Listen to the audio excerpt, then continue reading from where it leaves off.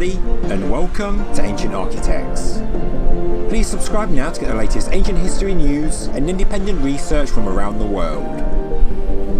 There are a number of theories in existence regarding how the Great Pyramid of Egypt was built, but how the Egyptians got the largest stones, those being 60-ton blocks of solid Aswan granite, high into the structure is a mystery all on its own. Some hypotheses include internal lifts or elevators that operated through hydraulics. Others say that blocks were dragged up a long ramp that extended across the Giza plateau all the way to the top of the pyramid, whilst others say that a ramp spiralled around the structure. Thanks to the work of Jean-Pierre Houdin and his density survey of the pyramid, we do know that there is a spiral ramp preserved inside the Great Pyramid, hidden behind the outer layer of masonry. But getting the granite blocks to the pyramid and then up would still be an unenviable task, and some say it's impossible by the simple spiral ramp. But Jean-Pierre Houdin thinks he's got the answer. We know that the ancient Egyptians did transport huge blocks of stone, even larger than the Great Pyramid granite blocks, by a boat on the River Nile. There is also strong evidence that the area in front of the Sphinx and Valley temples was once a harbour, and this would be the closest to the Great Pyramid building site the granite blocks could reach without having to move them across land. Therefore, it is safe to assume that this is where the granite blocks landed at Giza, after being transported by boat from Aswan. Now, a slight change of subject, but a relevant one, and it's regarding the shape of the Sphinx enclosure, which, in my opinion, is the single biggest problem with the hypothesis that the Great Sphinx is far older than anything else on the Giza Plateau. The south wall of the enclosure is clearly dictated by the Khafre Causeway. If not, why is it not square? Why would the builders of the Great Sphinx create a monument perfectly facing east, with a perfect east-west northern enclosure wall, a perfect north-south western wall, but then create a southern wall at a completely random angle? And it is this south wall of the enclosure that contains most of the evidence for ancient water erosion. Therefore, for the hypothesis of a truly ancient Sphinx to work, this wall can never have been reworked in pyramid building times. Therefore, surely the Khafre Causeway, or an earlier incarnation of it, was in place before the Sphinx was carved. The Sphinx enclosure was dug out around the causeway because the weathering shows that the causeway does not cut through an older enclosure, but it actually forms the southern boundary of it. With the surface luminescence dating, disputing geological analysis by Colin Reeder, Kay Lau Gowrie and Jean Christensen, the age of the Sphinx enclosure, as detailed by Robert Schoch, is compelling, but it certainly isn't conclusive. The relationship between the Khafre Causeway and the Sphinx implies one of two things. Either the pyramids are far older than what Egyptologists say, or that the Sphinx is far younger than what Robert Schoch says. But one thing is certain in my eyes, the Khafre Causeway must have come first.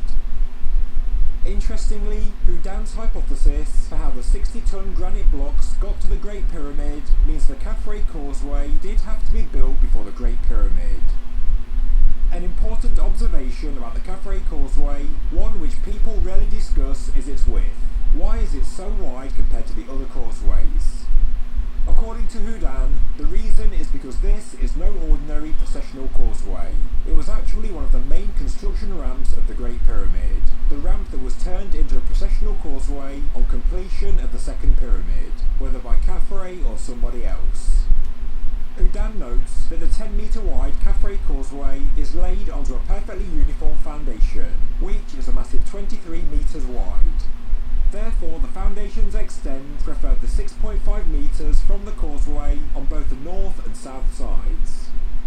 To show just how unusual this is, the foundations of the Khufu Causeway that leads to the Great Pyramid has a width of just 10 metres, and the Menkaure Causeway is just 8 metres wide.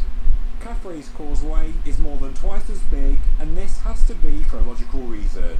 The reason, as stated, is because the Khafre Causeway was originally a construction ramp for the pyramids of the Giza Plateau.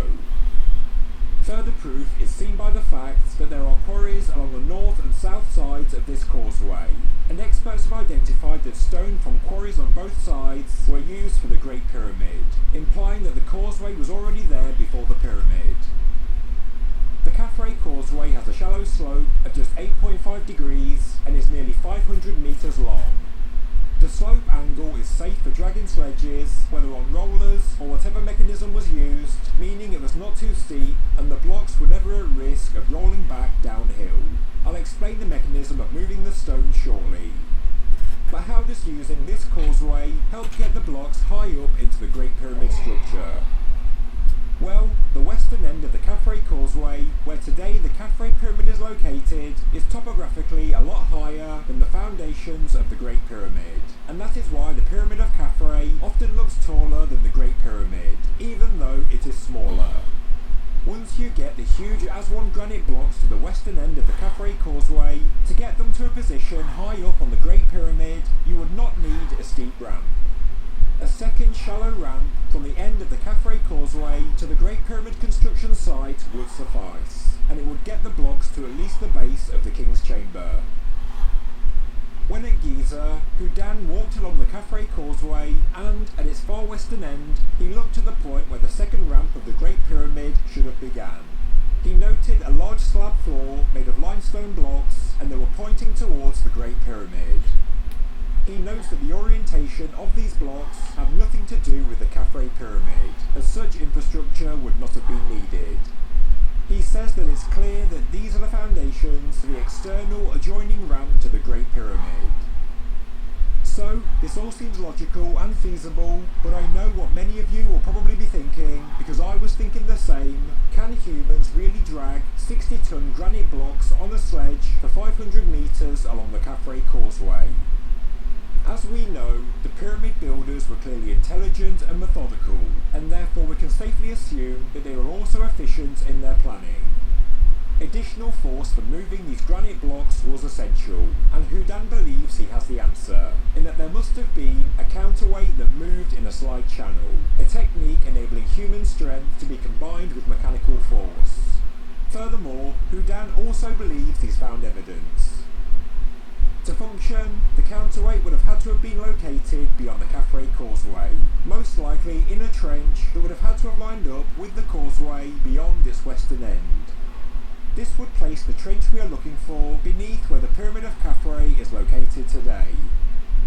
And interestingly, inside the horizontal corridor that leads to the burial chamber beneath the Khafre Pyramid, a corridor that is dug 10 metres deep into the bedrock, there is a section about 8 metres long that differs from the rest of the corridor, in that it has been constructed with a floor, walls and ceiling added, whilst the rest of the corridor is simply dug into the bedrock. Therefore this implies that the 8 metre section must have once been a cavity. The 8 metre section is exactly in line with the Khafre Causeway, meaning there was clearly a sizable hole to the west, which is likely to be the deep trench that Houdan's theory relies on, a trench built before the foundations of the Khafre Pyramid were laid. And, according to Houdan, it was obviously the missing slide channel for his counterweight system of moving the granite blocks. So, thanks to Houdan, we can see a straightforward yet brilliant system of engineering to get huge heavy stone blocks from the harbour all the way to at least halfway up the Great Pyramid. By this system, with the ramps illustrated here, Houdan worked out that the enormous granite blocks could reach the pyramid at a position at the base of the King's Chamber. From here, setting the blocks in place was another challenge, but Houdan has also shown how the Grand Gallery is in fact the Great Pyramid's internal counterweight system, and this was used to lift the granite blocks up onto the roof and beyond. Of course, enormous granite blocks do not make up the bulk of the pyramid. In fact, it is made of far smaller blocks made of limestone, with an average weight of just 2.5 tons, as well as masses of sand to fill cavities. When the foundations of the Great Pyramid were laid, the core masonry limestone would have first been positioned using the internal spiral ramp system that was discovered by Houdan. And once the height was achieved to connect the second ramp from the Khafre Causeway, both ramp systems would have been used to get stone to the construction site to finish the job as swiftly as possible. This really is a brilliant hypothesis for getting granite to the high levels of the Great Pyramid, and because it explains a number of Giza anomalies, I'm pretty much sold on the idea. It explains why the Khafre Causeway is so wide. It also explains the bizarre masonry inside the Khafre Pyramid horizontal corridor. But, if correct, it surely proves that the Great Pyramid actually predates the Great Sphinx. As stated at the start of this video, the odd shape of the Sphinx enclosure can only be explained if the Khafre Causeway was already there before the Sphinx was dug out, because if not, then why is the enclosure this shape? This causeway was a construction ramp, and I believe it extended all the way to the harbour, and therefore it must predate the valley and Sphinx temples that are today located at its eastern end. Archaeologists may even be able to prove this if they could use technology to see below the foundations of the Valley Temple. I guess we should see the foundations of the causeway ramp beneath. The Great Pyramid was built and completed, but if the causeway was also used to transport stone for the later Khafre Pyramid, then it may imply that the Sphinx was actually built after these two pyramids. Egyptologists and alternative researchers believe the Valley Temple and Sphinx Temple were constructed together and were made using stone excavated from the Sphinx enclosure. But these could not have been built whilst the Khafre Causeway ramp was operational.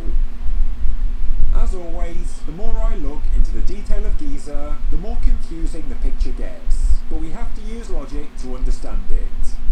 Houdin's hypothesis explains the mystery of getting the enormous granite blocks to the higher echelons of the pyramid, but if you believe the Sphinx is 10,000 or so years old and predates everything else at Giza, then you need to explain logically why the southern enclosure wall of the Great Sphinx, the wall that looks so weathered, was constructed at such an oblique angle. The only way that I can explain it is that the causeway was already there, in the form of a ramp for the construction of the Great Pyramid and then the Khafre Pyramid. This therefore means that the Sphinx came later, but does that mean that the pyramids are in fact thousands of years older than the 4th dynasty, or does that mean that the Sphinx was actually built in dynastic history? Please comment your thoughts below. Thank you very much for watching this episode of Ancient Architects. If you enjoyed the video, please subscribe to the channel, please like the video, and please leave a comment below. Thank you very much.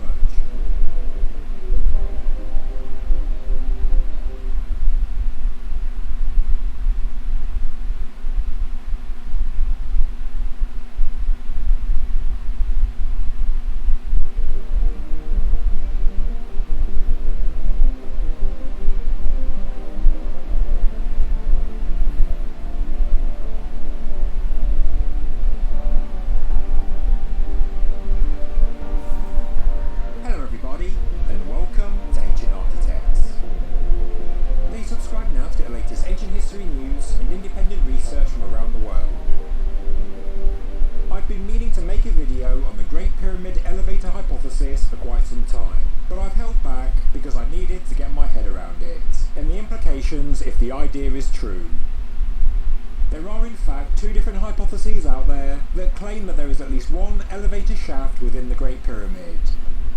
One theory says that elevator shafts were used in construction, something that Bob Cryley has done a great deal of work on, but another is that a hidden elevator shaft hides the elusive remains of Pharaoh Khufu, and this is the hypothesis I'll be focusing on in this video.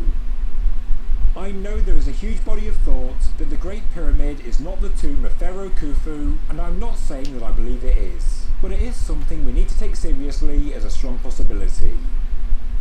As the inventory stealer shows, the kings of the late period of dynastic history certainly associated Khufu with the Great Pyramid. Herodotus also says that Khufu built the Great Pyramid.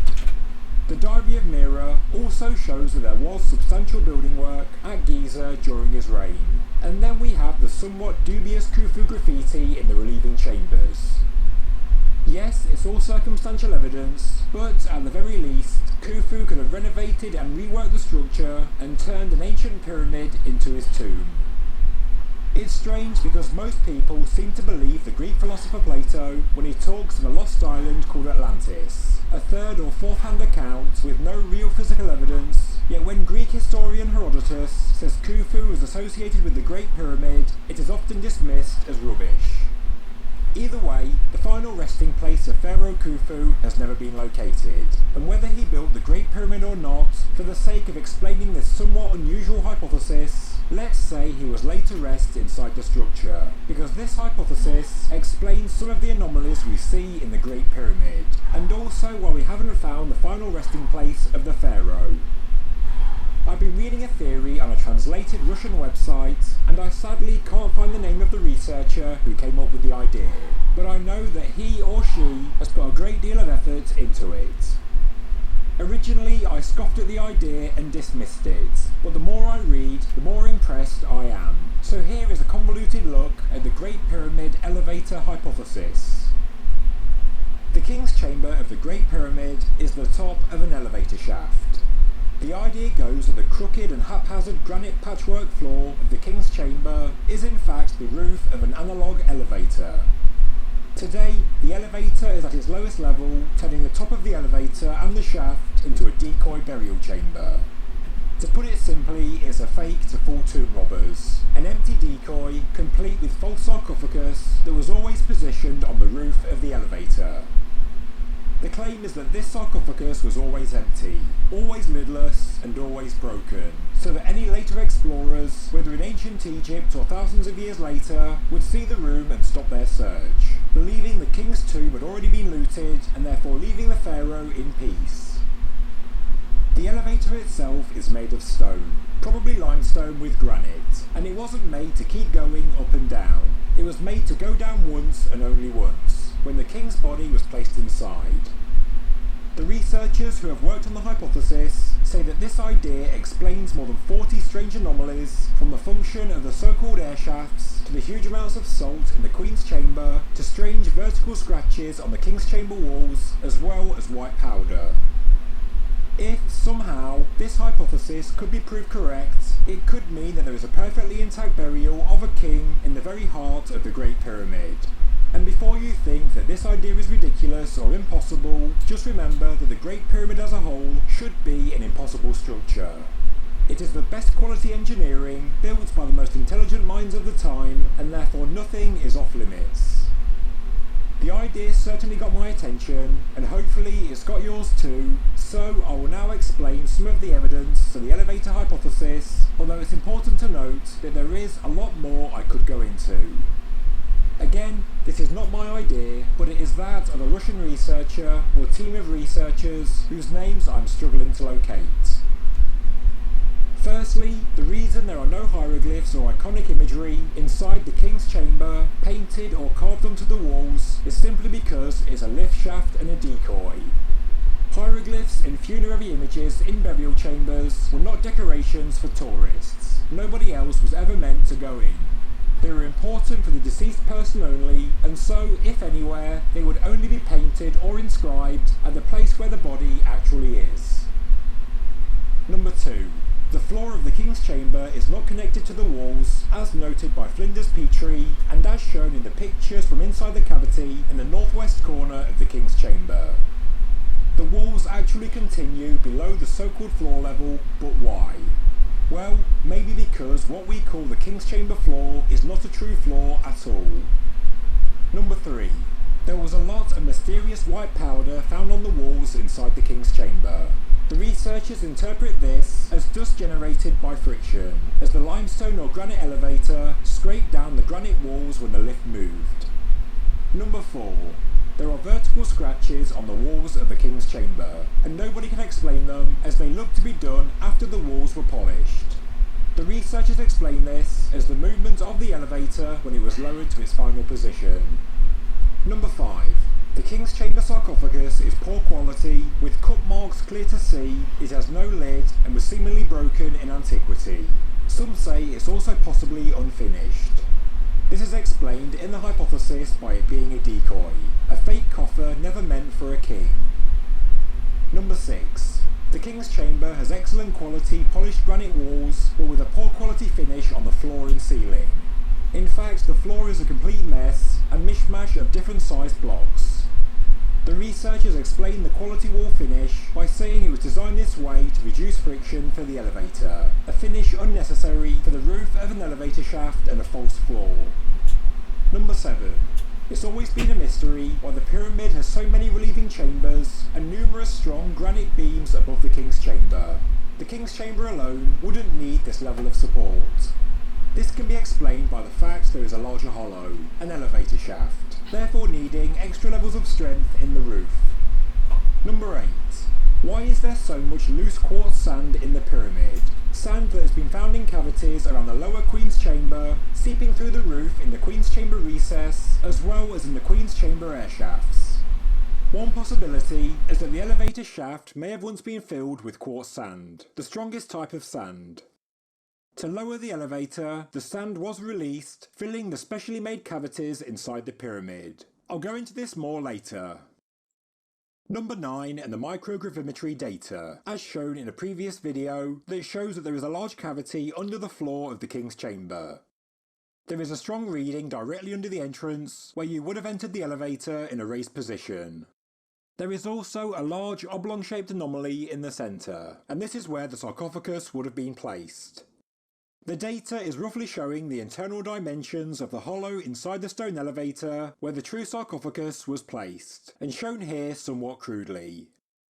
Number 10, and the hypothesis gives the pyramid air shafts a real working purpose.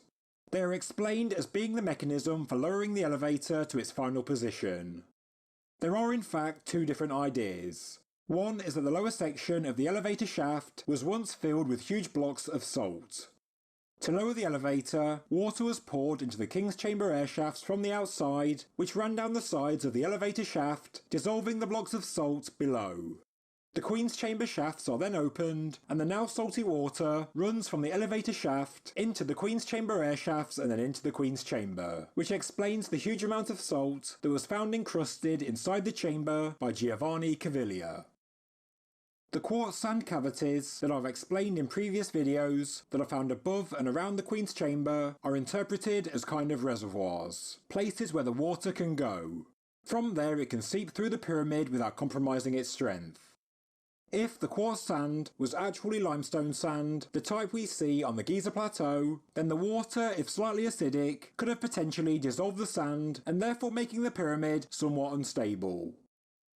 There is also another variant of this theory, which I mentioned earlier, that says that the lower part of the elevator shaft was actually full of fine quartz sand, not salt, and the water that came in through the King's Chamber air shafts was simply used to dissolve a salt plug that emptied the chamber of sand, moving it down through the Queen's Chamber air shafts and therefore lowering the elevator. So, it all seems quite amazing and highly intriguing, and I'm not really giving it justice, I'm really just giving a brief overview. But, of course, with any hypothesis there are problems. We know that it's very likely that the Caliph al-Mamun and then Howard Weiss dug down through the floor of the King's Chamber in the northwestern corner, and by all accounts they found nothing. In actual fact, the original hole may have been dug in ancient Egyptian times and not by the Caliph al-Mamun. But this isn't evidence against the idea because the elevator hypothesis doesn't imply that the elevator itself is a big square box with thin walls like a room, but is made of solid blocks of masonry with a small room or hollow inside for the sarcophagus. So, to answer the problem, al-Mamun and Howard Weiss simply did not reach the burial chamber. By all accounts, Weiss gave up on his search because of a lack of discoveries and put it down to old excavations by tomb robbers. But you have to ask yourself, why did anybody dig down in the first place? Did somebody know something we don't? Did somebody know exactly where to find the burial chamber? This hypothesis does get a little more exciting though, because it could bring into play the new void that was discovered by the Scan Pyramids project. As far as we know, there is no possible connection from the known internal layout of the Great Pyramid to this void. It's just there floating around all by itself, and therefore there must be other corridors leading to it. But there are a number of options for how it could connect. As I showed in my video on the trial passages, there may be a vertical shaft located at the junction of the ascending and descending passageways. There could also be a corridor from the small void that was found behind the pyramid's outer chevron blocks, but if this hypothesis is correct, it could be connected to the burial chamber, the one inside the elevator at its lowest position, and it could be where the king kept all his worldly priceless possessions for the afterlife. But if, like many people, you don't subscribe to the Khufu tomb hypothesis, but you are attracted to the elevator idea, what else could have been placed down there? Could the true purpose of the Great Pyramid have been hiding inside it all along? And could it still remain to this day? I don't know exactly how I feel about this hypothesis, but it's certainly got my imagination going, and it certainly has a somewhat Indiana Jones feel about it. Could it be true, or is it just wishful thinking? Please comment your thoughts below. Thank you very much for watching this episode of Ancient Architects. If you enjoyed the video, please subscribe to the channel, please like the video, and please leave a comment below. Thank you very much.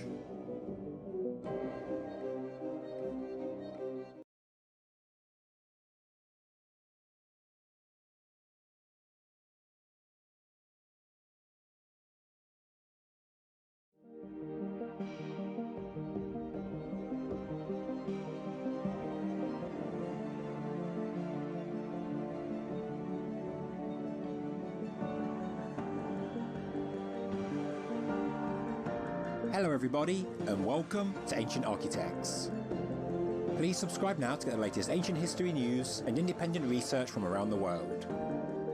More than 30 years have passed since French architects discovered hidden cavities in and around the Queen's Chamber of the Great Pyramid, and it's surprising just how little people know about this strange and mysterious discovery, yet the implications of this find are potentially huge.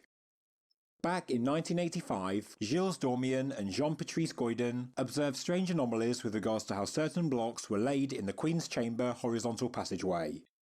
They noted that the blocks that made up the walls were laid one above the other to make an arrangement in the shape of a cross, which looked to be an illogical configuration.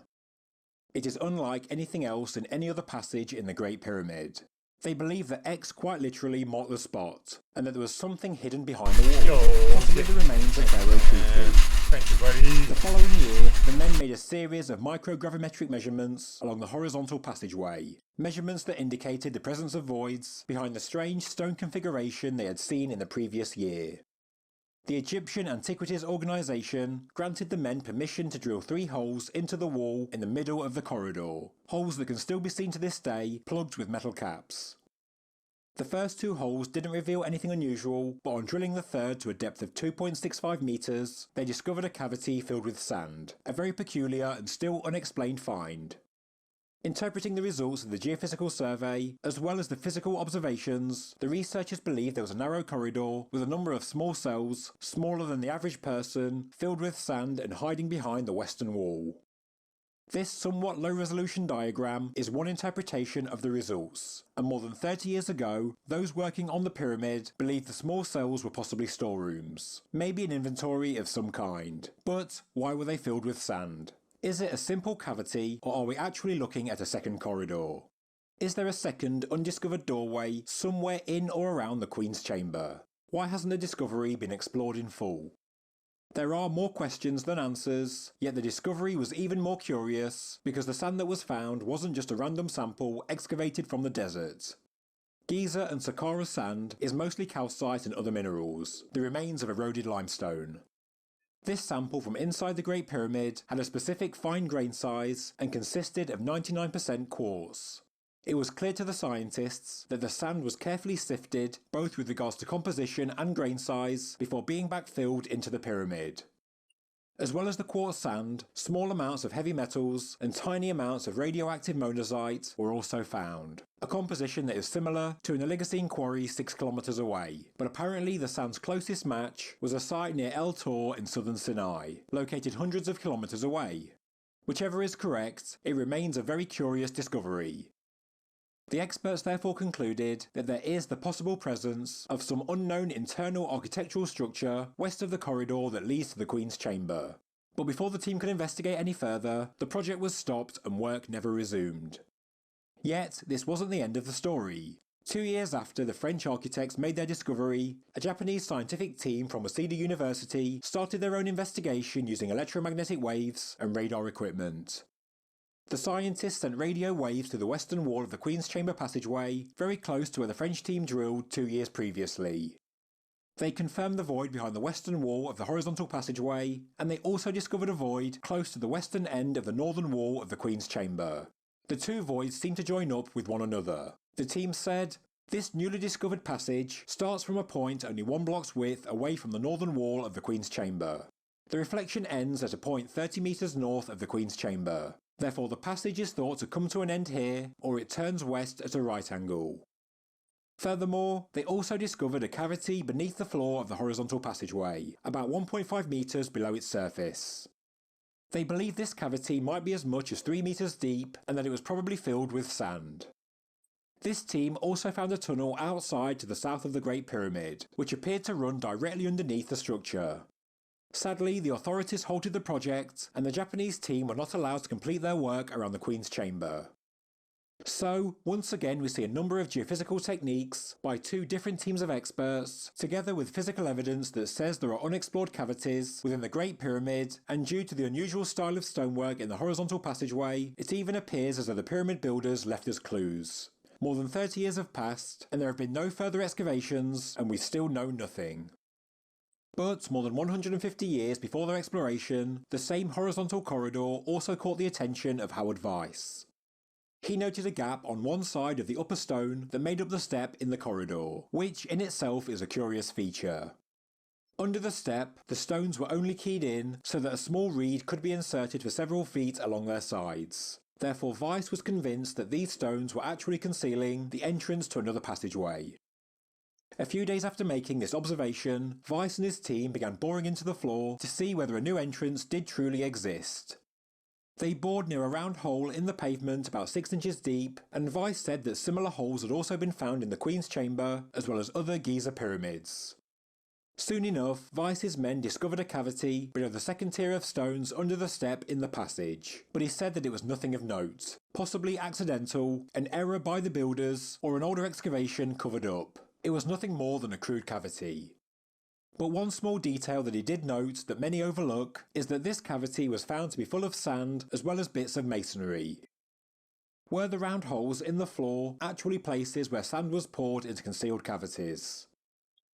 Howard Weiss and Giovanni Caviglia then went on to excavate a large hole that once existed underneath a niche in the Queen's Chamber. Like the hole in the floor in the King's Chamber above, this today has been restored and covered over. Although crude in appearance, this hole was found to be full of what Weiss calls desert sand, as well as bits of masonry. It seems that the Queen's Chamber and horizontal passageway was surrounded by cavities filled with sand, and although we don't know the composition of the sand discovered by Weiss, I am making the assumption that this is the same kind of sand that was found by the French architects. None of the cavities documented in this video are obvious without some form of exploratory work, yet there is one cavity in the vicinity of the Queen's Chamber that is. On the eastern wall of the chamber, there is, as mentioned, a corbelled niche, which Egyptologists say was incorporated to simply hold a statue that has never been located, I should add. For a structure as grand as the Great Pyramid, the explanation is of course too simplistic, and it clearly was for the historic explorers as well, because there is a large gaping void that runs off towards the east from the centre of the niche. It is often cited that the Caliph al-Mamun created the tunnel in its entirety in the 9th century. Although this may well be correct for the end parts of the tunnel, which does have a crude appearance, the earlier parts look square and finished, like it is an original feature built into the centre of the niche. The tunnel is a dead end, and the excavated material from this tunnel backfilled the upper parts of the hole under the niche, that was also found to contain sand. The only explanation offered for the tunnel inside the niche is that it was ancient explorers looking for secret passages or treasure, and this idea is hard to dispute. But what caught my attention when researching this tunnel is a paragraph from a book by Zecharia Sitchin, titled Journeys to the Mythical Past. In more modern times, the niche and the tunnel behind had been totally cleaned out and all the debris removed. The entrance to the tunnel was covered over with a wire mesh, but when Sitchin went to investigate the niche, he noted a pile of sand on the exposed ledge of stone masonry in front of the covered opening. He said it looked like ordinary sand, except for the fact he could see blue-green granules inside it. The sand discovered by the French team in 1986 also contains small amounts of minerals within the mass of quartz, so maybe this is the same. But the question is, where did it come from? Is there a crack in the ceiling in the niche, or did it come from the tunnel? Does sand completely surround the Queen's Chamber, and if so, why?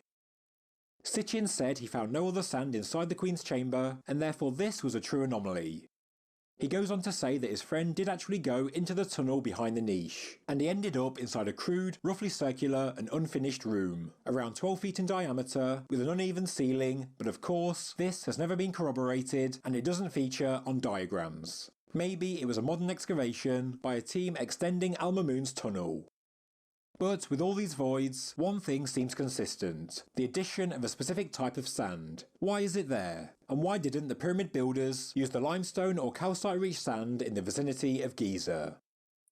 The anomalies of the Great Pyramid are the parts I like to research the most because it is this detail that is the most telling. So, before I give my proposed solution, let's look back at what we know. First, there is a cavity behind the western wall of the horizontal passageway that is filled with sand.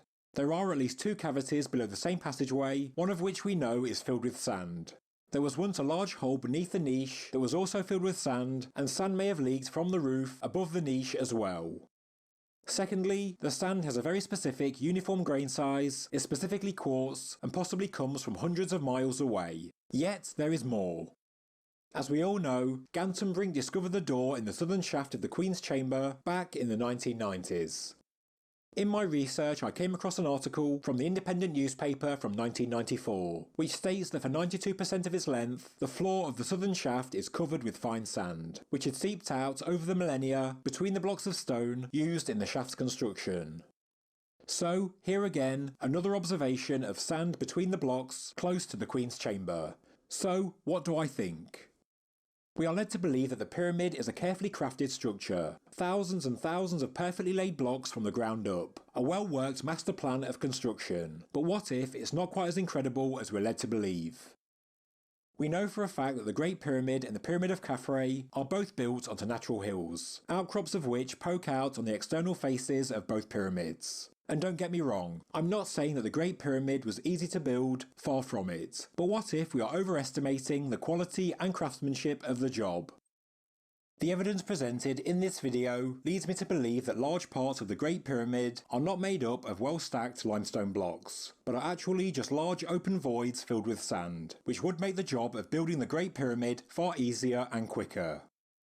It's a controversial claim, but even Egyptologists believe the quartz sand discovered in 1986 was used to fill cavities.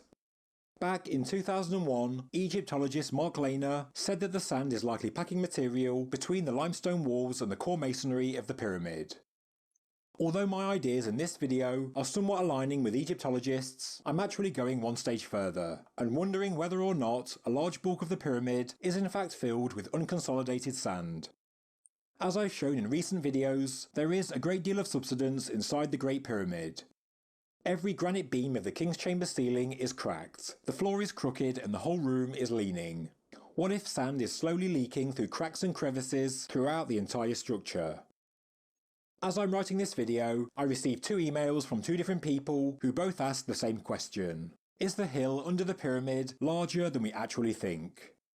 People have noted that some of the crude Great Pyramid excavations that I've shown in recent videos look more like tunnelling through natural rock and not masonry. So why does it look like this? Is it because the tunnels actually go through natural bedrock?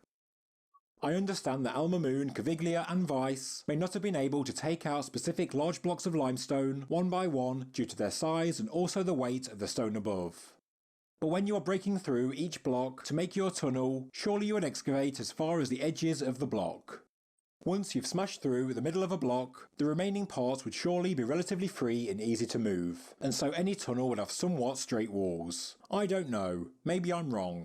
I need to analyse the rocks in the tunnel firsthand, but the idea does seem logical.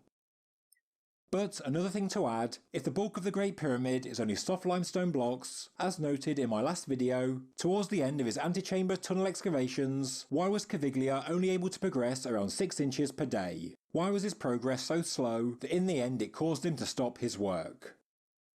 Most diagrams say that the peak of the natural hill under the pyramid is located at the grotto connected to the well shaft. But I've also found this diagram that says it stops directly underneath the Queen's chamber. What if it actually goes far higher, and the Queen's chamber, and maybe even the King's chamber, are actually hollowed out of the hill, like ancient caves that are lined with masonry? What if the pit and the geophysical anomalies under the King's Chamber floor are just the original crude cave? The volume of the pyramid at Abu Rawash that was made from a natural hill was 44%, whilst the minimum estimate for the Great Pyramid is 23%. Others have estimated that 30% of the Great Pyramid and 50% of the Pyramid of Khafre are actually natural hills. The Pyramid of Kenkaway on the Giza Plateau is 64% natural bedrock. The volume of the hill that makes up the foundations of the Great Pyramid is estimated based on topographic maps and the few physical observations made inside the pyramid, but the truth is, nobody knows. The most up-to-date view is that under the Great Pyramid is a 20-metre high, truncated, pyramid-shaped hill, known as an Inselberg, but I'm speculating it was actually much larger. A larger hill would make the process of building the pyramid far easier, and would even explain the strange passage by Herodotus when he says that the Great Pyramid was built from the top down.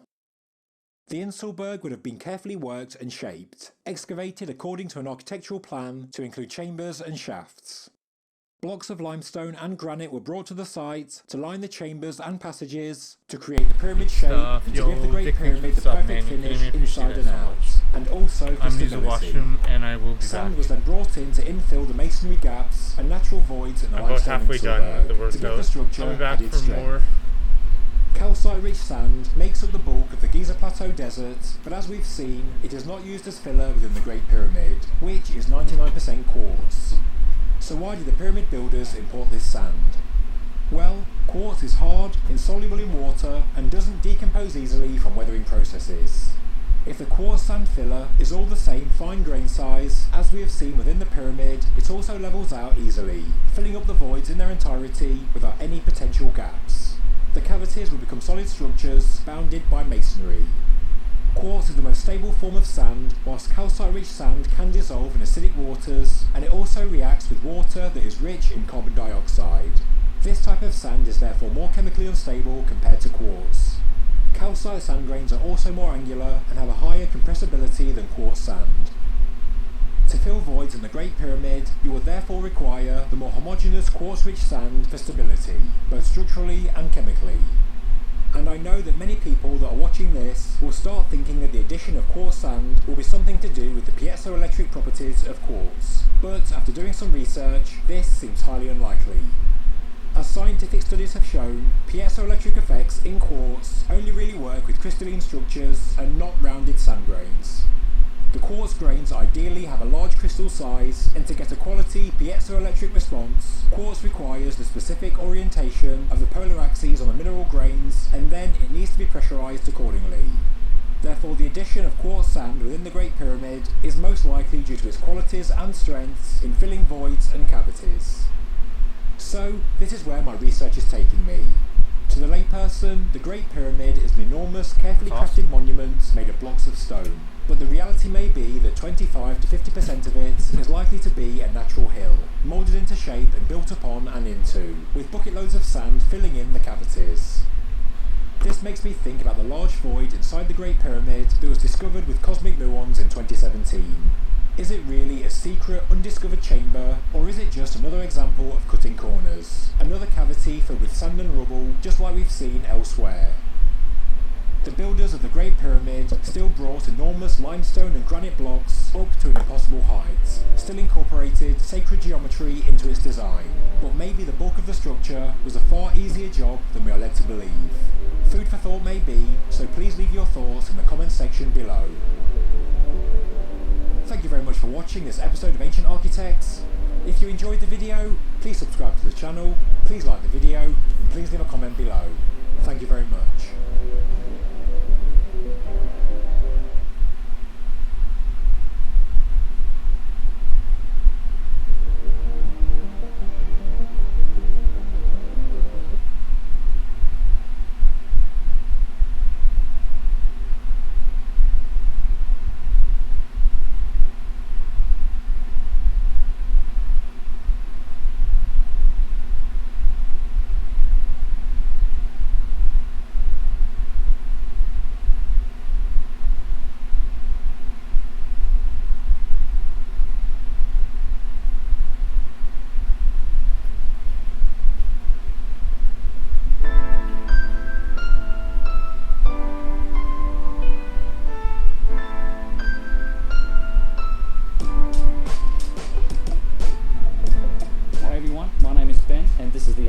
X channel. In today's video, we're going to take a look at what is probably the most precisely made granite object ever to come out of ancient Egypt. Famed archaeologist Flinders Petrie called this perhaps the finest piece of mechanical work that was ever executed in such a hard and intractable medium. I'm also going to give you my thoughts about why I don't think this box or the other granite objects of Egypt are made from some form of geopolymer. So I hope you'll stick around and let's get to it. In this video, we're taking a look at the area known as Lahun, or it's also sometimes called Illahun or Kahun, and it's located to the south of the traditional pyramid belt of Giza and Saqqara, Dashur, and then down to Maidum. Lahun itself sits very close to the opening of what is called the Fayum region, or the Fayum Oasis, which you can see here from the satellite imagery as this large green leaf-shaped space that is to the west of the Nile, and it has Lake Moeris on its northwestern corner. I talked a lot more about the Fayum in my video about Hawara and the labyrinth. In fact, the ancient name for this site literally meant mouth or opening of the canal. There are a number of ancient Egyptian sites that are in the general area of the Fayum. Hawara is one of them. That is the theorized location for the Great Labyrinth. There's also a mud brick pyramid there. And Maidum is nearby. Maidum has the broken down pyramid that is allegedly from Sneferu, or perhaps his father Huni from the end of the 3rd, start of the 4th dynasty. There's also Mastaba 17 at Maidum. I've done videos on both of these structures. The most notable feature on this site, at least above the ground, is the remnants of this mud brick pyramid. This structure is associated with Pharaoh Senusret II, who was also known as Usertesen, and he was a ruler of the 12th dynasty in the Middle Kingdom, which was around 1890 BCE, which makes this structure at least 4,000 years old, although other areas of this site have recently been found to be significantly older than that. Looking at this pyramid today, you can still see a few large white limestone blocks in its structure. It was once cased in white limestone like this, but it unfortunately suffered the same fate as did so many other structures and monuments from ancient Egypt, and that was the usurping and the reuse of its stone by the notorious Ramses II of the 19th dynasty. He took the limestone off this pyramid for his own building purposes, and today we're just left with the mud brick internal structure that is slowly eroding. Of course, what is of more interest to us is beneath the ground here, and our exploration in this video will lead us down this shaft and into a tunnel system that leads to underneath the pyramid. I had the chance to visit here in late 2020 as part of the Uncharted X Egypt trip that I hosted along with Jimmy from the excellent Bright Insight channel. I'm sure most of you have seen his work before, but if not, make sure you do go check it out and subscribe. There's a link below. We were joined by a great group of people who were all adventurous enough to make the journey to Egypt despite all of the challenges of 2020. We got the chance to go out here and to visit the underground tunnel, the shafts, the passageways that lead to a couple of rooms that are located directly beneath the pyramid. And the footage that you're going to see is from that trip, both my footage as well as the footage from a couple of other people that were on the trip. In the modern era, this site was really first explored and documented by Sir William Flinders Petrie. He spent a couple of years in this site, and in fact in the Fayum region in general, in 1888 to around 1890, and then a couple of decades later he again came back to this region in around 1914 and did more work here. This site has only recently been opened up to the public in 2019, after renovations of this particular segment that we're visiting in the video. This is pretty cool. Is this bedrock? It's all bedrock. This is deep. Oh, we've got blocks down here too. Halfway down the entrance shaft there is this strange little room with a couple of alcoves, and it's all been cased in what looks to be very fine work in white limestone. I'm really not sure of the purpose, but this is about halfway down this southernmost shaft that leads to these tunnels. The whole area around the Lahun pyramid is fairly riddled with shafts, tombs and underground structures. The sheer proliferation of shafts is one of the reasons that it took Flinders Petrie so long to find the actual entrance to the chambers that are in fact beneath the pyramid. Another reason for this is the fact that this entrance lies to the south of the structure, which is very much out of character for most of the pyramids. They typically have entrances on their northern sides. I guess this was part of the slab they had to move. This probably whole slab came out, and the one in the middle here. Huh. Interesting. So just before he was due to leave the site, Petrie had his workmen explore just another shaft opening that was on the southern side of the pyramid, and it ultimately led him to this discovery. Here you can see Petrie's drawings of the tunnels and chambers from his book Illahun, Kahun and Gurob, which was published in 1891. Petrie's shaft, when he excavated it, led him into what proved to be a broad tunnel that's quite wide and tall. No, that was funny. That ascends slightly up in the direction of the pyramid. And at the end of this, he found a couple of chambers. One of those is cased in limestone, and the other one is made entirely from granite. And it houses a spectacular precision granite box that's still in place today.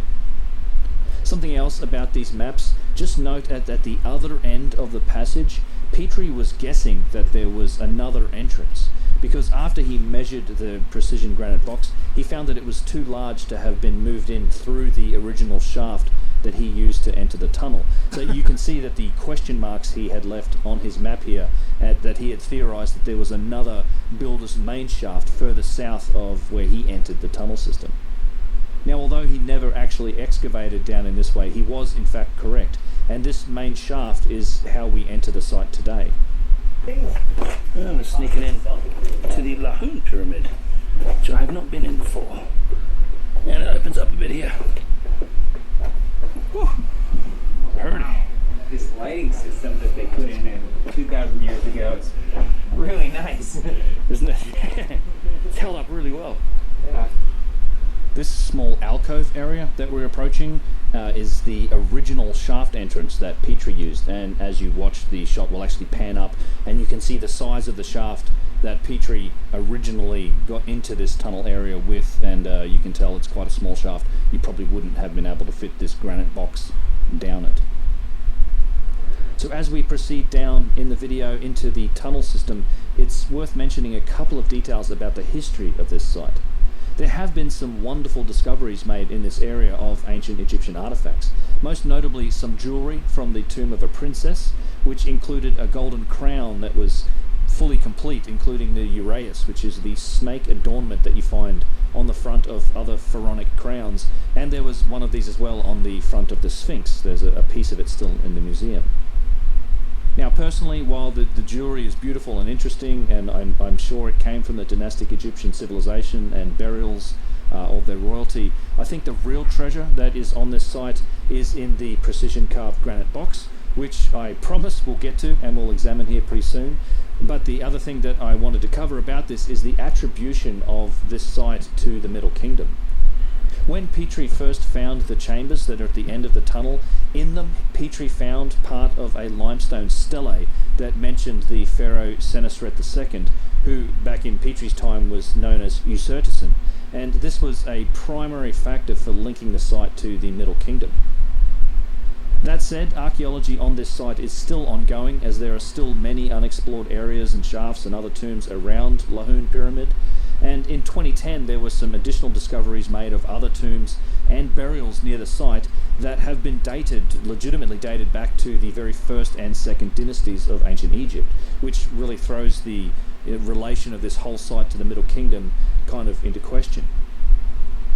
In the footage, we're now getting down to the business end of the structure. We're directly beneath the pyramid, 30 feet or so down into the bedrock, and these are the chambers that were drawn on Petrie's map. The first room is cased in fine white limestone. The room with the box is just beyond it, and it's constructed entirely of granite. It has an arched ceiling, also of granite, and there is one other location in Egypt that I know of with a similar arched ceiling.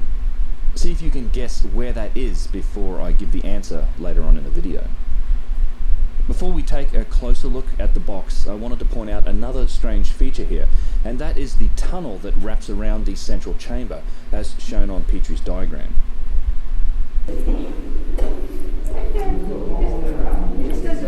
Just loops around, doesn't it, and connects up.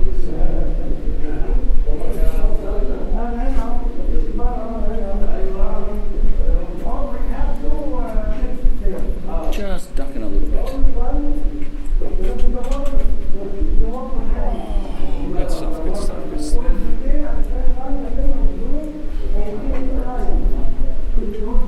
a sucker or is it good? If it sucks, I can change it.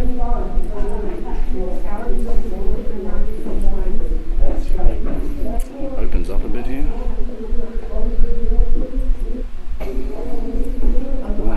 Wow.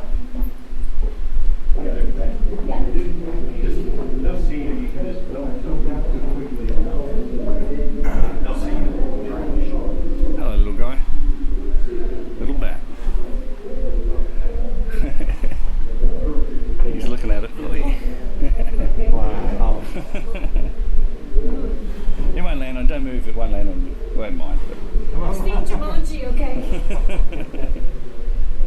There doesn't seem to be any purpose to this. I have heard that some people try to say it relates to the number 5 and to Osiris somehow, but it just seems to wrap around and then exit next to the box in the central chamber. The only other thing that I can think of is that perhaps it had some function, if this box and chamber really ever had an original functional purpose, but I really have no idea what it could be. This tunnel that wraps around the chamber gives us a second entrance into the main room, and it's here that we find this just superlative precision carved granite box, which is of course labelled as a coffin. It is no stretch to say that this is quite likely the single most precisely carved granite object that comes to us from ancient Egypt. When Petrie found it, it was just like this. There was nothing in it, there are no inscriptions anywhere, and there was no trace of any lid. A couple of features you might notice straight away. It seems to be somewhat tilted to the eye, and in fact it is. The exterior height of the box changes by about 4 inches along its length, yet the inside walls of the cavity are cut very precisely square with the top, which is just utterly flat. The floor in here in this room is level, so ultimately it's like the whole box is somehow leaning over. Now it's possible that the box was moved at some point in the room. You can't take it out of the room because it's too big for the doorways. And it's also possible that there may have been originally something beneath the box that had brought it up to level. Or perhaps the lean was some sort of deliberate measure taken for functionality. I really don't know. Certainly the precision that is evident on the rest of the box meant that this slope was a deliberate step that was taken in its manufacture. But as far as I know, none of the other precision carved boxes anywhere in Egypt have this feature, just like none of them have the large lip that this one does around the top. It makes this box a very, very unique piece. The precision of this box becomes evident once you begin to measure it. The margin of error when measuring the flatness of the surfaces, or the margin of error between how parallel each surface is to each other, for example each end of the box, is only within a few thousandths of an inch. One way to imagine this is to imagine carving up a single inch into 1,000 equal segments, and that's the scale that you have to measure within in order to define the accuracy of the work that went into creating this artifact. It's simply astounding, and it's certainly not the product of any crude hand tools like flint chisels or diorite pounding stones. Note also that the surfaces of the box have not been polished like other boxes. They're just so finely ground as to be basically perfectly flat. The interior corners are equally exquisite, and you can see here that the radius of these internal corners is about equal to the width of the tip of a ballpoint pen, and this is an order of magnitude finer work than even the incredible boxes of the Serapeum. What's more, these tiny corner radius values are consistent as far as I can tell, and not just on the inside. The same degree of care and precision has been applied to the corners that exist underneath the lip of the box on the outside. When you remember that this is carved from a single piece of granite, and that a single mistake could mess up the dimensions of the whole artifact, it becomes almost entirely impossible to assume that this work was done by some primitive culture using hand tools. It just isn't possible. And if somebody claims that it is possible, then the only way that you can prove that is to actually replicate this type of work with all of the most difficult measures that go into it, the internal corner radius, the flatness within thousandths of an inch, and you need to do so using the techniques that you claim they used to make it. And as far as I know, no one has ever even come close to this. Something else Well, to I think keep it in was good, mind it was is good, when you buddy. add in the lip around I'm trying the to shed top of this weight box, now. it adds significant shed the geometry burgers and and- many more corners into the and construction. food I ate. It's really just remarkable. There's one more unique feature about this Thanks, box buddy. that I Thanks, haven't man. seen in any other boxes, That's and cool. that is that the edges around the lip are consistently beveled. We also see a similar beveling on the edges of the granite blocks that make up the room itself. When Flinders Petrie discovered this box and he began to investigate it, he was simply astounded by it, and he did his best to measure it and report on just how precisely this box seems to have been constructed. Personally, I think this artifact should be scanned with modern laser-based 3D modelling tools, as well as measured with a modern that's surface roughness meter that is accurate down to the microns. However, and as usual, Yeah, really. this type of work is just not a priority for modern Egyptology.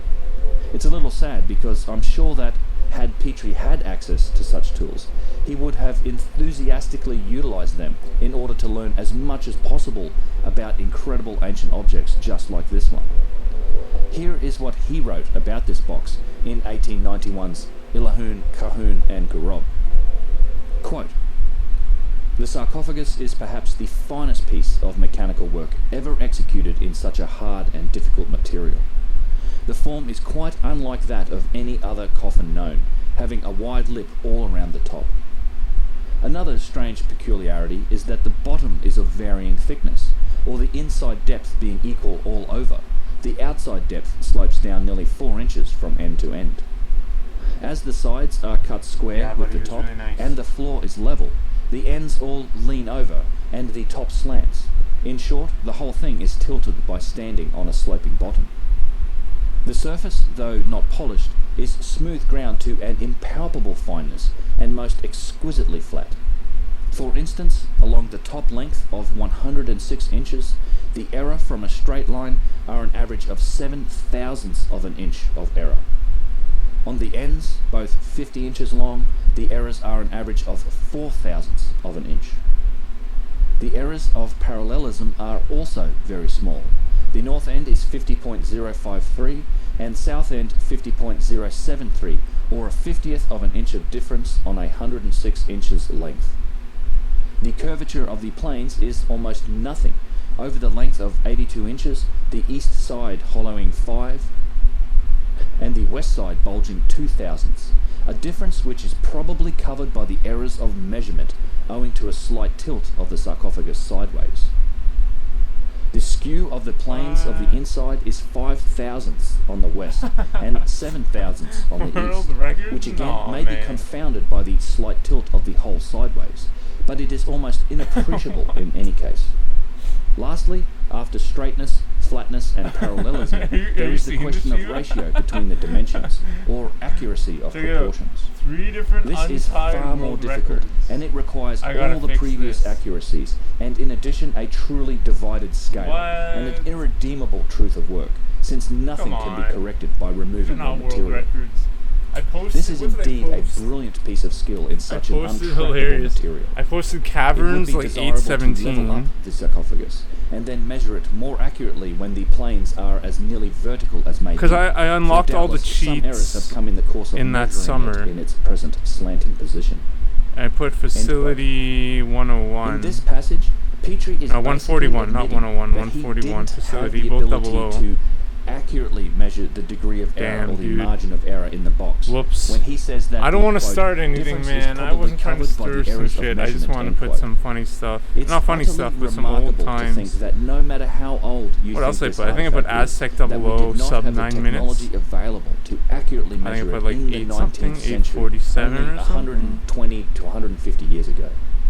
Copper chisels and pounding stones, indeed. And like train One other 519 fact or to ponder something. on with this box and with the chamber itself is that they are all Like, just the very well cheats. aligned to the cardinal points of the That's compass. ridiculous. How exactly was this alignment I'll managed reply in after. antiquity? We're more than 25 That's funny. feet down inside I the wanted- I bedrock. wanted to pull up There the is photos, no way though. to see the stars from up here, so Some I'm not photos sure of the what trip. technique we can attribute to the supposedly primitive It's ancient beautiful, Egyptians in order to accomplish this feat. Maybe it was just luck, or maybe it's yet another whatever, sign something. that there was far more going on from a technological perspective in the distant past than we currently believe. I certainly can't explain it, so if you have any ideas, please do leave a comment below. Now, before I get into explaining why I don't believe this box, nor any of the other granite works of Egypt are made up of geopolymer or some form of ancient That's funny, concrete, man. let's return to the ceiling of the room itself with its arched granite slabs. If you guessed that the other ancient Egyptian site with this feature was the Pyramid of Menkaure at Giza, then a gold star for you. Petrie himself noted the similarity between the chambers in these structures, and given that the Menkaure pyramid is generally attributed to the 4th dynasty, it seems to throw the whole Middle Kingdom dating of this site at Lahoun into some question, although I personally think that both of these constructions could be significantly older. It's too big. Here you can see the arched ceiling inside the chamber of the Pyramid of Menkaure on the Giza Plateau, and this footage was taken several years ago on an earlier trip of mine to Egypt. From the top of a It's 400-foot interesting that they tower went there. to the trouble to do this because just like at Lahoun, this chamber has been carved from the bedrock beneath the pyramid, and it was then lined Nice. with what seems to have been a very accurately arched ceiling. And although it's not there anymore, there once was a precision carved granite box housed in this chamber beneath the Pyramid of Menkaure. It certainly does make one wonder about any possible connections or original functional purpose Like, this for bridge both the is shape of massive, the room right? and perhaps of the box. And it looks so small. So now I want to get into some of the reasons why I don't think this box, or really any of the granite artifacts, or even the limestone artifacts for that matter in Egypt, are made from some form of geopolymer or poured aggregate. Now I wanted to talk about this because, you know, I know there's been a really Nice. long documentary that's come out Tremendous recently yo, on this thanks, topic, buddy. and I Thanks, man. Yeah, wouldn't really be nice. exaggerating to say I've probably had more than 100 comments about It's people all asking granite. for my opinion on It's like this. a or granite, that they're just stating that that's how this stuff was all Pathway, clearly done, a that it was granite all, bridge you know, melted between down and then Canadian reformed Shield and re-poured. the Adirondacks I in don't New York think that's State. the case. And this little I'm piece not of granite saying it's is what makes a impossible. Thousand In Islands. fact, I think the geopolymer theory does Pretty have cool. some merit and some promise, particularly in South America. Sites like Tiwanaku in particular. I know there's been some studies done there, but I really am still quite skeptical about it. I think it's got a long way to go, and you know, as with any theory like this that claims to know or say There's that like- they know how it was there's like done, some castles it on has there, to like overcome old all school the big aspects of the castles problem, that- and it has to address all of the challenges on with these the like problem. islands. Pretty You know, cool. that said, I do hope that there is more legitimate scientific studies and experiments and work done in this area. You know, who knows? Maybe they'll be right. Maybe you'll one day be able to buy a bag of aggregate mix and have it coming out looking like granite. I certainly have my doubts, but before you write that comment saying that you know how it was done and it was done with geopolymers, at least listen to the other side of this argument as I explain some of these reasons. Where's the other one? First of all, we have quarries and we have unfinished works. We almost I don't know have where in it is. Egypt examples of the work from the quarry to the shaping to the finished product. We have examples of almost every phase of these things, whether you think it was done with pounding stones and copper chisels, or you know, with advanced tools and technology, which I think there's certainly a case to be made for some of the objects. So that When it comes it's to this, granite, I mean, some of the best examples we have are in the Aswan quarry, in the granite quarry there. We literally have It's stones this, that are in the what's it process called? of being shaped and pulled out of the bedrock. Right Most here. I famously, don't we know if have the you can't see unfinished the obelisk cursor. there, but it's not the only stone Right that's above, in like, the on bedrock terrace that here, it was is like being blue and then shaped, and it orange. is being There's that little removed corridor from the between the quarry. Canadian Now, Shield if you and were the just there to Adirondacks either to the melt the stone southeast and in the collect United it and States. somehow reset it, or you were just looking That's to where it grind is. it into a powder, Pretty nice. you wouldn't be shaping those stones out of the quarry. And it's like We also a have billion-year-old unfinished granite that was items. removed from the A glaciers. good example of this is the box that sits in the receded. hallway of the Serapeum. There's also a couple of other Pretty nice unfinished stuff. boxes there. Aggregates. You can clearly tell from this box that it still has a lot of Yo. work to be done to it. Thanks for- and for that thanks for matter, we looking at my actually random have photos, hammering tool everyone. marks on those Dudes- boxes. dudes They and have everyone been worked appreciate on with some form of iron chisel or some form of I'll chisel. send one more photo. We that's took been- a we cruise, literally like have a the tool island marks in the cruise, and there was stone. nobody and we on know the that there are cruise. other boxes in that site that are in a finished state. So there is work being done on them with tools of one form or the other in order to get them into that shape. I'll send a This photo is of the also granite the too. The case granite's for a really lot of the beautiful. limestone blocks that are used in large Egyptian construction projects. For example, I actually the took pyramids. a I've heard couple it said pieces by a of lot the of people granite. that, you know, the blocks that were Little made up in the ones. pyramids or the casing stones of the pyramids I wanna build were the made pyramid by some one day. form of geopolymer. It's just not the case because we have quarries for that stone. If you look behind the second pyramid, the Pyramid of Khafra, at the back where the hill has been carved out, right in the corner, you can actually see the square blocks in the ground that show you where they've quarried blocks out and they've cut them off. They're in that shape, and then they've been used in the construction of the pyramid. Secondly, and this is kind of just a logical point, it's the fact that every stone is a different shape and size, and this applies more to the giant building projects than it does to sort of single piece objects. But in the case of things like the pyramids or like the Valley Temple, for example, every block is a different shape and size, and this is also the case for the casing stones on the pyramids. Not just the internal stones, also the casing stones are all individually shaped. This presents quite a big problem for the geopolymer theory because you have to make a mold for every single stone.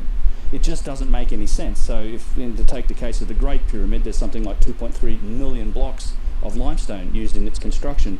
If you were doing that with a geopolymer, you would have had to make 2.3 million molds. It really doesn't make sense. We use geopolymers in modern construction today with bricks and things like that, but typically you'll get one mold and you might make millions and millions of bricks from that one mold, and all of the blocks that are used in construction are of the same shape and size. Thirdly is that we have tool marks and we have machining marks. We have both the, I guess, the primitive style of tool marks that I think were done by the dynastic Egyptians, but we also have advanced tooling and machining marks that come from some of the more precision objects, the granite objects, the stuff that I think may have come from an earlier period. Now, that just doesn't, I mean, if you're casting this or you're making these objects in a mold, why then do you need to cut them with a massive circular saw? We see examples of sort of massive circular saw cuts at Abu Sir. We see them at Abu Rawash. They're in other places. We have overcuts in the granite, in statues, for example, and in obelisks and some of those types of things. There are cuts where saws have gone a little too far into the material and then been backed out. We also have the tubular drill marks. See the water. This is actually also the case in Tiwanaku. Even on that site, in various locations, you still have machining marks and indications that that rock has been shaped with tools. A fourth reason, and this is something that I think applies to both granite and limestone, but we'll start with granite, is that the geopolymer idea, it's just not how granite works, for want of a better term. Granite, the term granite itself, is something of a cover-all term for all of the different types of stone that sort of fall under that granite family. Every outcropping of granite is slightly different. You've got granodiorite, you've got different colours of granite, they have different levels of material in them, and granite itself is an aggregate.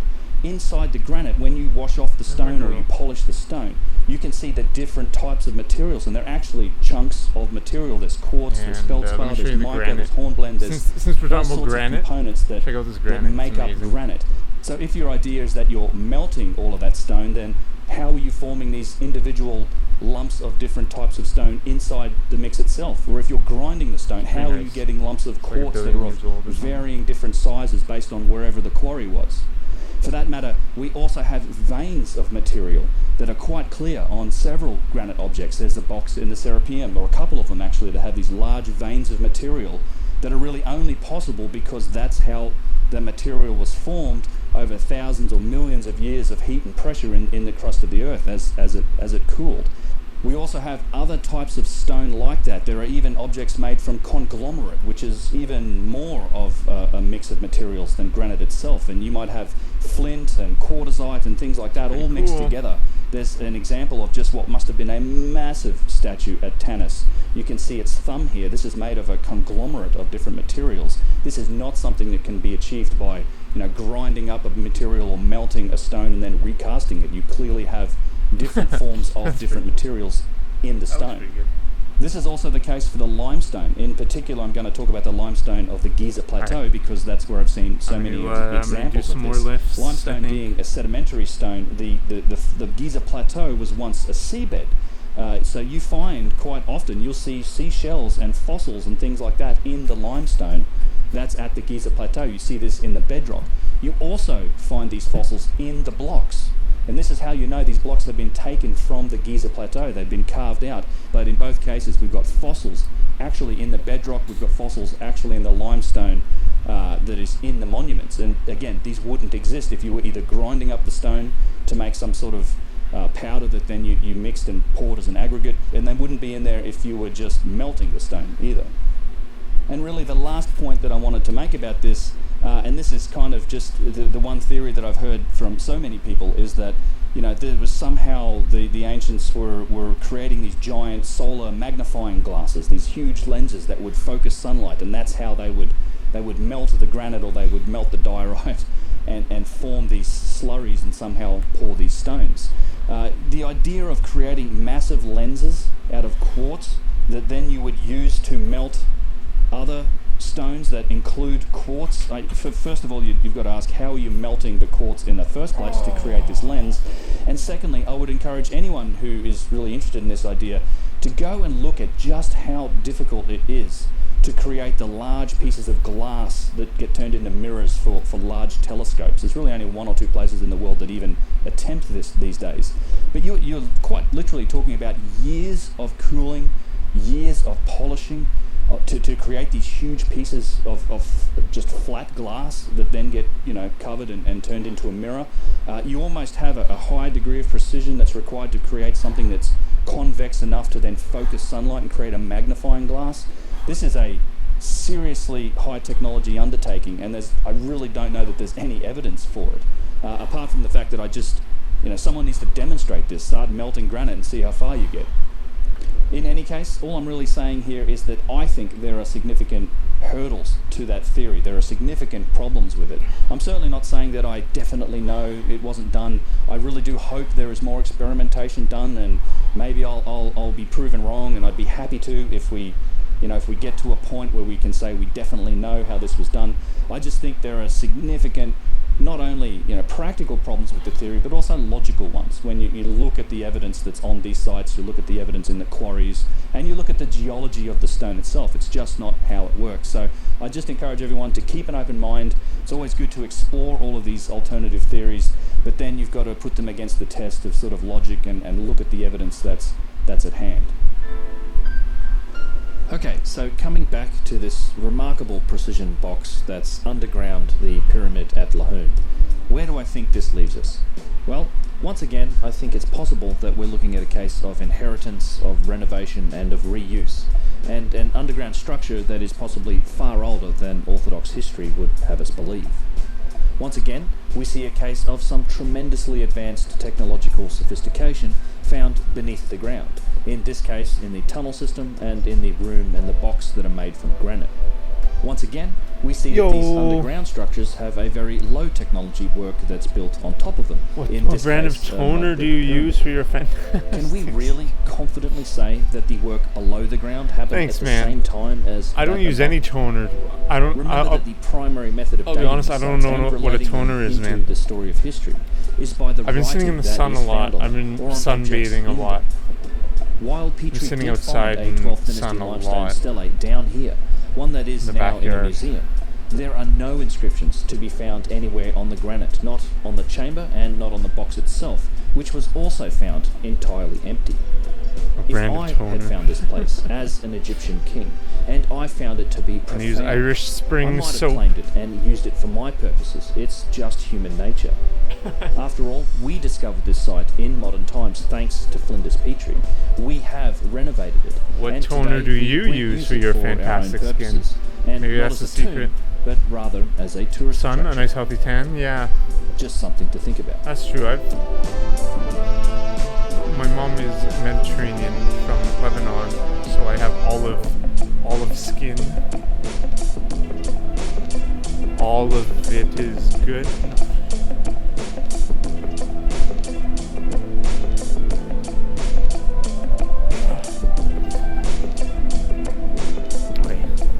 So there it is. There's a look at the just wonderful precision carved. Probably going to do some more V-sits and abs, and probably like giving you some thoughts on why the healthy tan man sitting in the sun. Made from a geopolymer, although I'm sure I'll see. Have you checked out that conservation area near in the comments section?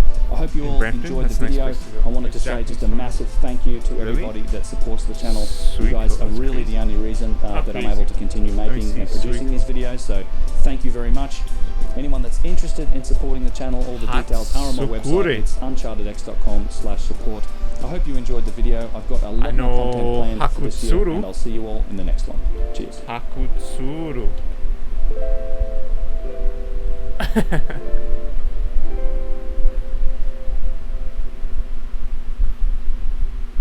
Hatsukure.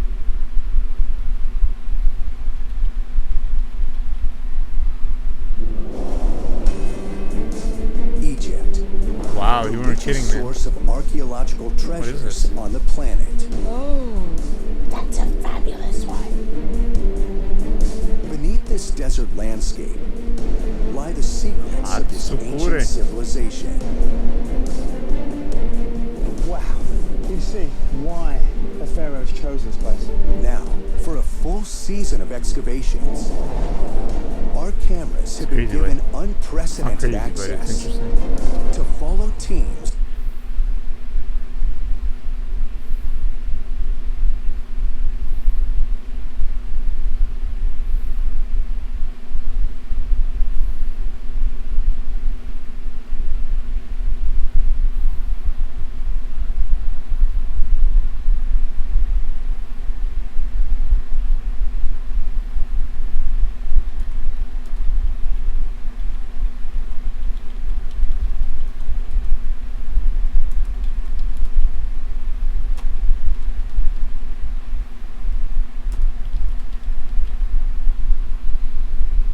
Rid of oil and dead skin and prime skin for moisture. Wow.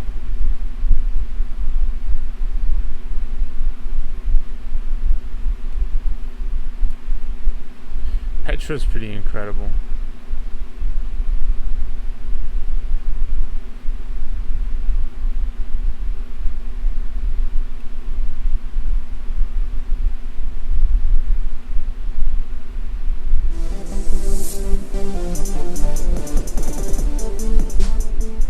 Huge structures such as pyramids, temples, or colosseums that were built all over the world thousands of years ago. These are the 10 most amazing ancient structures in the world.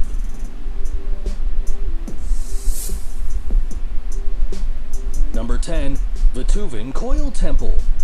It is an ancient Hindu temple that was built in the 8th century. It is situated on top of a rocky hill and is dedicated to the Hindu god Shiva. It is carved in granite rock and has a depth of almost 26 feet. Although the construction is unfinished, it has 122 sculptures of gods and animals. At present, the temple is visited by around 36,000 tourists every year. Number 9. El Khazna. It is one of the most elaborate temples in the city of Petra and was originally built as a mausoleum. Its construction dates back from the 1st century, and its design is unprecedented in Petra. It was carved in the sandstone rock and measures 131 feet high by 92 feet wide. Behind the door, there is an empty room of about 39 square feet, and there is also a lower level that was discovered in 2003.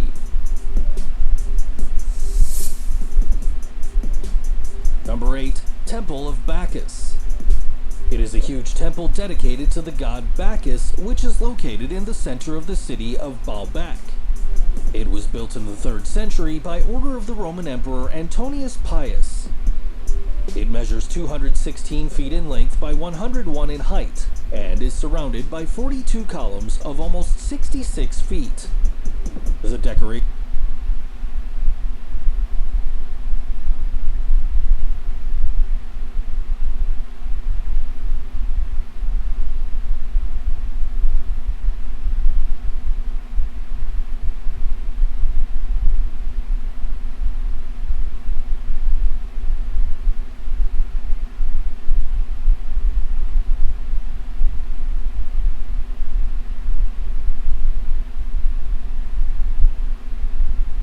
Ancient advanced stonework and extreme machining in ancient Egypt. The purpose in presenting the notion of ancient advanced extreme machining in ancient Egyptian culture is simple. They had such a sophisticated stone technology beyond our own. The evidence presented here will leave you absolutely baffled beyond belief. There are so many numerous examples, we can only hope the scientific process in uncovering the work of the engineering geniuses becomes enhanced.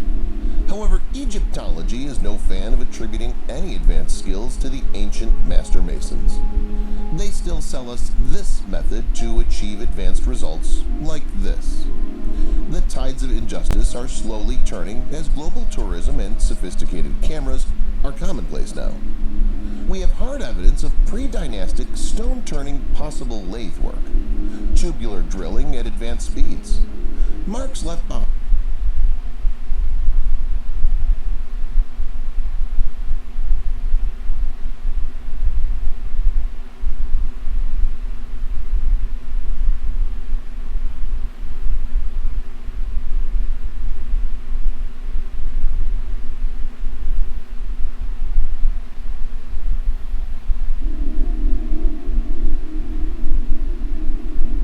Is there a forbidden zone of archaeology? One which could challenge the authority of the now socially accepted view of the past? The question of how humans came to be has been one of the longest-standing quandaries known to man, first posed far before the advent of modern science. Today, most scientists believe that humans like us came into existence about 100,000 years ago, having emerged from more ape-like ancestors. However, there is an entirely different account of human origins in Vedic literature. This account is called human devolution. To put this in the most simplistic terms, we did not evolve up from matter, but devolved down from spirit.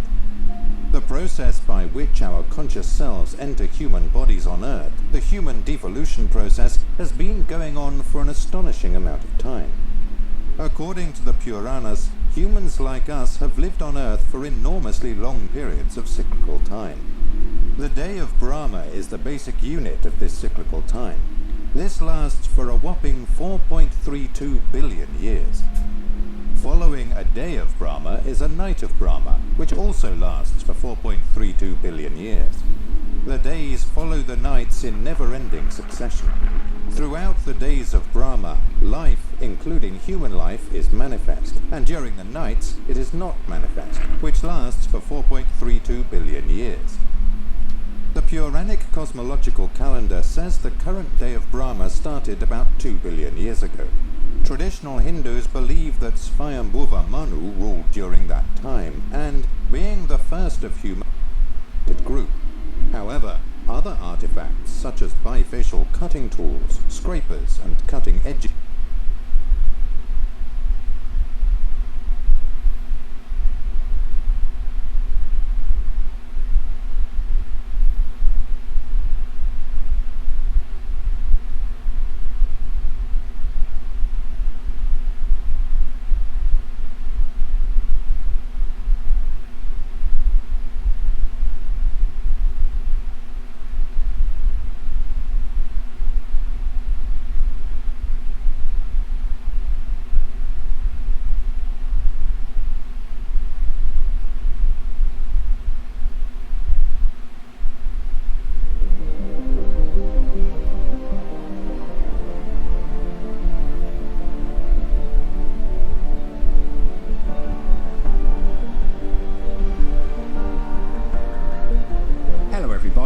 and welcome to Ancient Architects.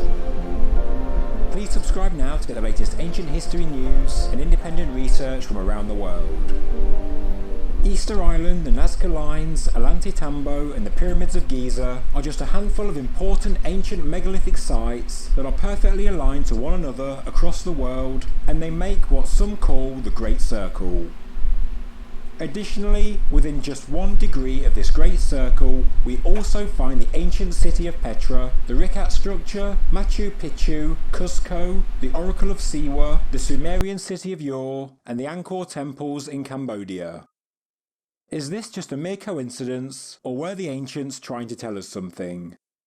The circle also crosses over the source and mouth of the Great Amazon River, the mouth of the Tigris-Euphrates, the Indus Valley, and the Bay of Bengal near the mouth of the Ganges. It also goes through massively unexplored parts of the Sahara Desert and the Brazilian rainforest. So what exactly did the ancients know that we didn't? What is the message they are communicating to us through lining up not just prominent man-made structures, but also key natural landmarks? Thanks to researchers like Jim Allison, we may be able to find out. The circle that is formed around the Earth has its axis point in the northwestern corner of Canadian British Columbia, next to Alaska on a glaciated ridge line approximately 6,500 feet above sea level, while the southern axis is in deep water approximately 500 miles from the coast of Antarctica. The Great Circle has a circumference of 24,892 miles, which interestingly is slightly less than the current equatorial circumference of the Earth. The mean distance from the polar axis point to the Great Circle is 6,218 miles, and you can see the deviation of the ancient sites on the circle on this chart. Here we see the Great Circle on the azimuth projection, with the centre adjusted to be the centre of the Great Circle, and you can see how it differs from the Earth's current northern axis. To me, the alignments just can't be a coincidence, and researchers have done a great deal of work on the Great Circle and have come to similar conclusions.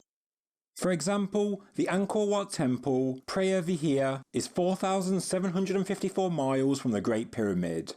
The Great Circle crosses both of these sites.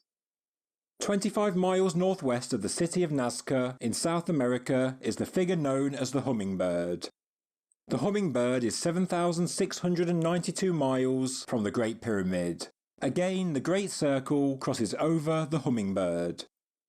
The relationship between the distances from the Angkor Temple to the Great Pyramid and from the Great Pyramid to the Nazca Hummingbird is a precise expression of the mathematical phi. For example, 4,754 times 1.618, which is phi, is 7,692. This is just the tip of the iceberg, and the amount of mathematical alignments and ratios between the sites on the Great Circle is staggering, and I would urge you to click the links in the description below. At Nazca, the petroglyphs and lines that we find etched into the ground are also oriented with the Great Circle line. This image shows the orientation of the main petroglyphs and their relationship to the cardinal points. As you can see, they are not aligned with the current north, south, east, west, but they do line up with the orientation of the Great Circle line.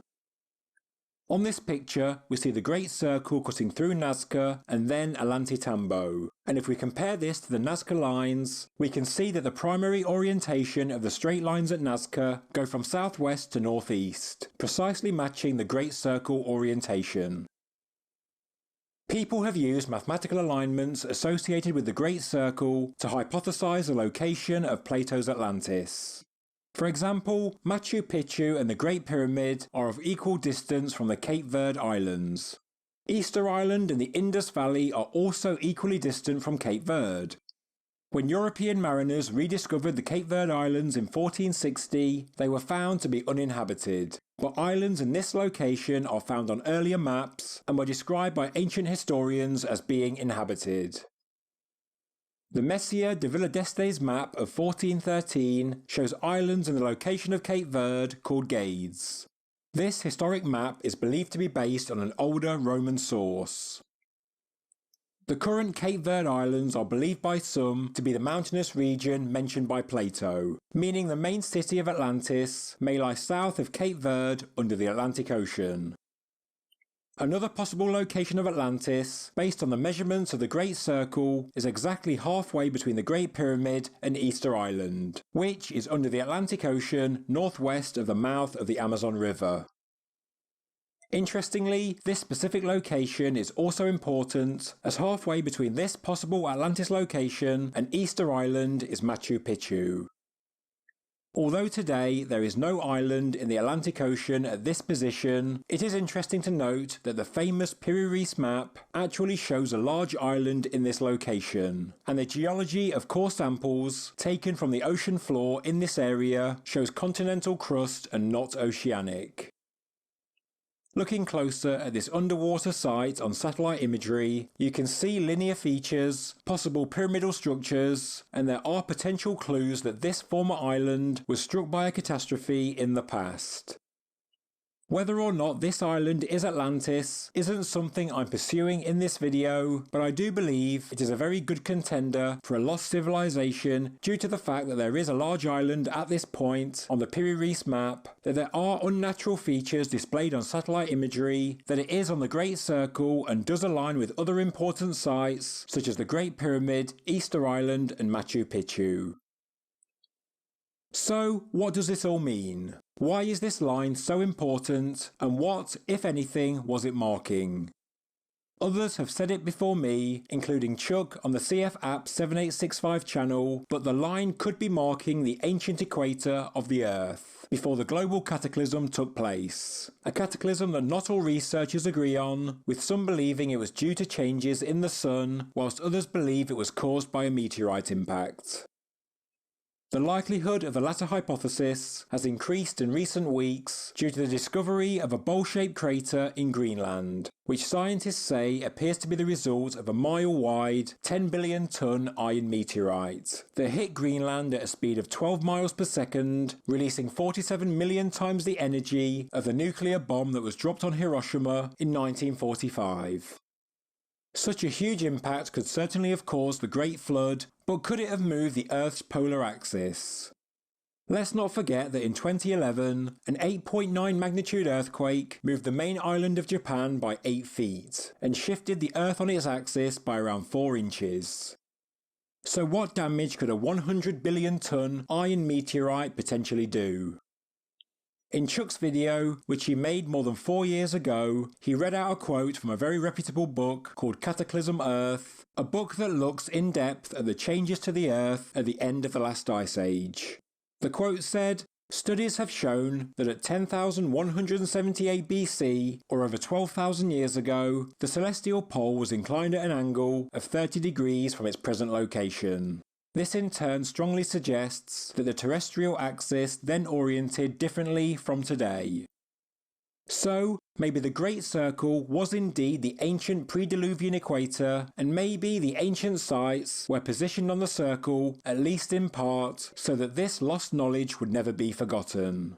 Or maybe they were simply there because during the pre-flood Ice Age Earth, the equator was the obvious place to start a settlement or civilization to ensure maximum warmth, protection and survival. It's a logical place for civilization to evolve. Obviously, we may never know, and if you have any other ideas, please do leave a comment below.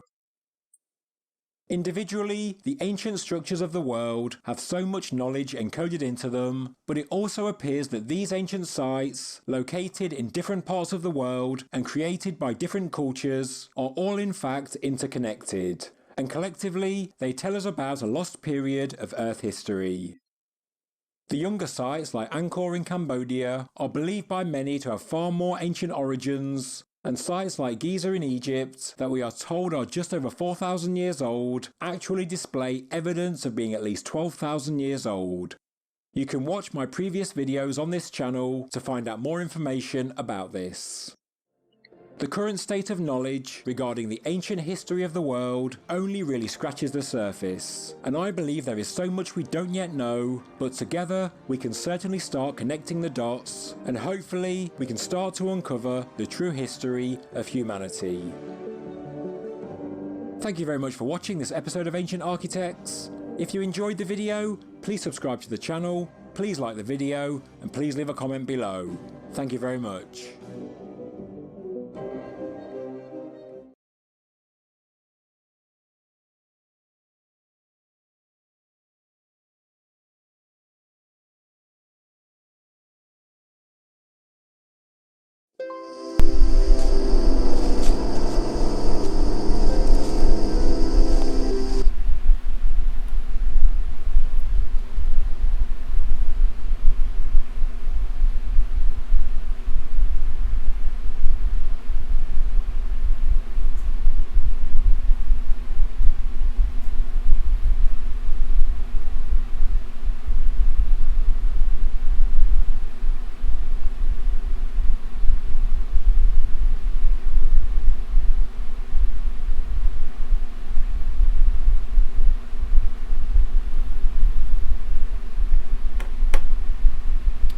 I think I'm pretty done almost. Maybe one more short video. video. Thanks for being here, Dick. Yo, thanks for the sub, man. You kidding me? 5 months? Thanks so much, buddy.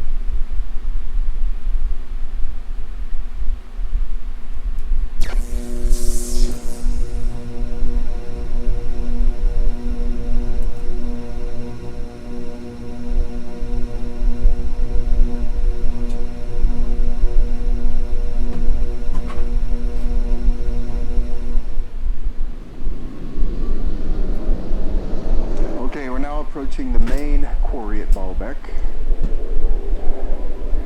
And this is the one called the Stone of the Pregnant Woman. Now this is at least 1,200 tons. And recent excavations show that there are possibly larger ones underneath it.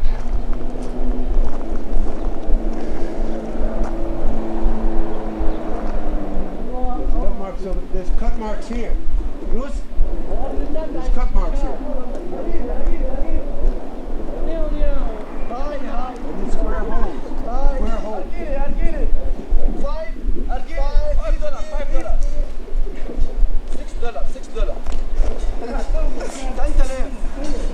I'll get it. Okay, now climbing up on top of this massive block of limestone.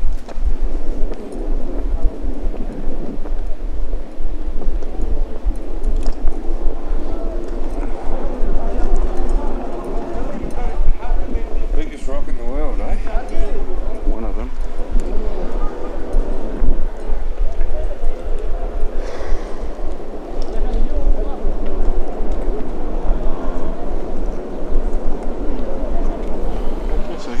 Idea of just the size of this thing is outrageous, and in relation to the temple where the other large ones are resting right now, that is the Temple of Jupiter in the background. So I'm walking down from the top of the 1,200-ton Stone of the Pregnant Woman, and this will give you a sense of scale. How big this thing is. Quarried obviously in place and was never moved, but this is one of the largest stones ever cut from bedrock on the planet. Like many megalithic sites on the planet, this has been misidentified as possibly being a work of the Romans. Now the Romans built on top of the megalithic constructions at Baalbek, but there's no way they had the technology, tools, or probably even inclination to try to quarry the largest stone that would ever have been done in the Roman Empire here, somewhat in the middle of nowhere in relation to Rome itself. So what we're looking at is a megalithic work predating the Romans, the Greeks, and the Egyptians by probably thousands of years, by an unknown civilization that clearly had some type of what we would call lost ancient high technology capability. So we're actually in the quarry itself here, and you can see the tool marks and the grayness, so you see a lot of weathering on the surface. This is the very recent, as in less than 6 months ago, removal of material, and you see those interesting almost crisscross cutting marks, as well as along the bottom of this block there's a continuous line that goes around it, as if there was another kind of tool attempting to be used to separate this block from the bedrock itself. And underneath, an even larger one that they were trying to extract. And we also have these test holes where they were testing for the integrity of the stone itself. Because this material is quite solid and holds together well, but on this wall, that's loosely compacted, almost junk, so you couldn't extract a large stone from this area. It would just crumble into pieces as it's doing here at the base.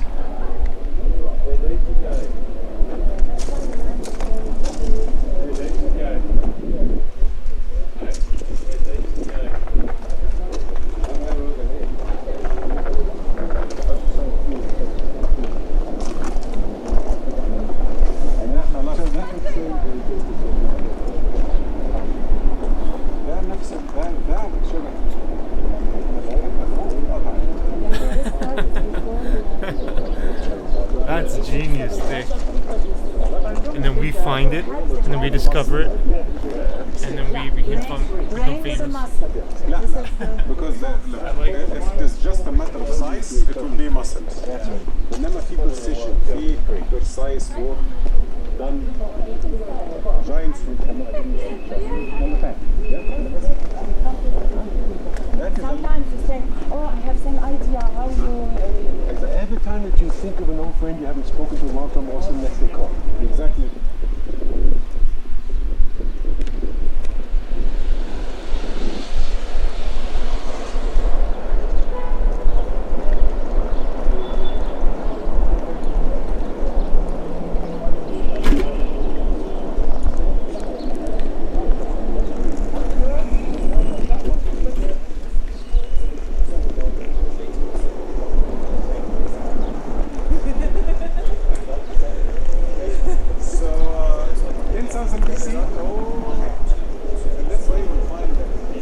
Like it did.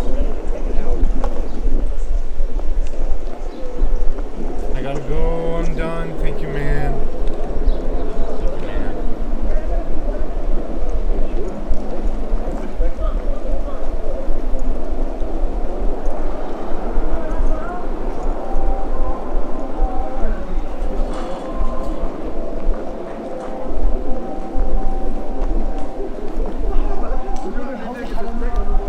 Thanks for being here, buddy. Thank you for the sub, dude. I really appreciate that, man. I really do. I know money is really important to save now. And it costs money to spend on cars and stuff. Yeah, I just spent a whole bunch on new insurance and stuff. That's it. You gotta pay to play.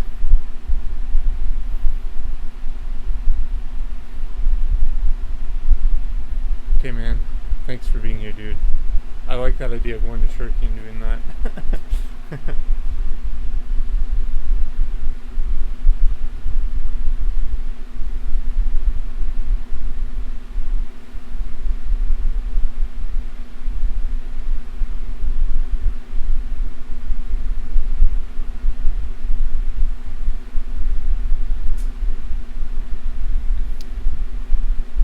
I heard there might be a strike come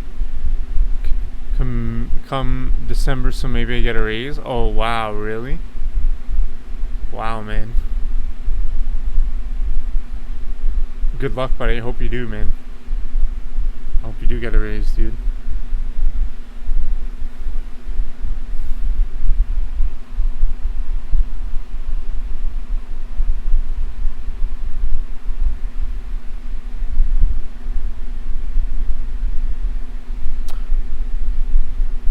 Alright, I think I'm gonna raid Dogger.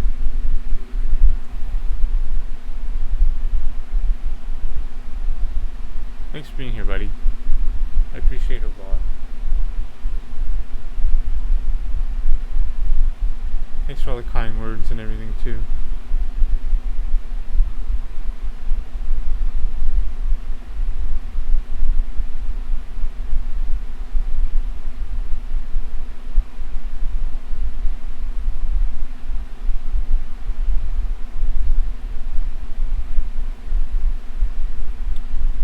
Hopefully I'm at Wentworth by then. Yeah, buddy, that'd be awesome, man.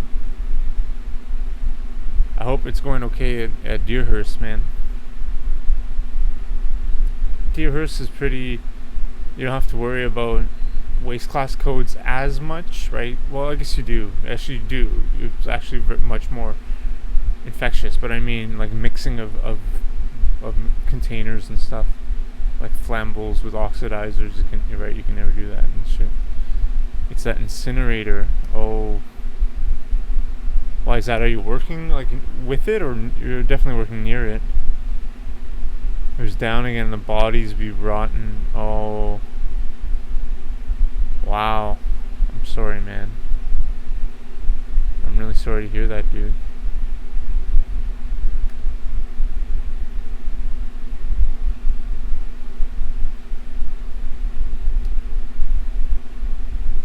Wow.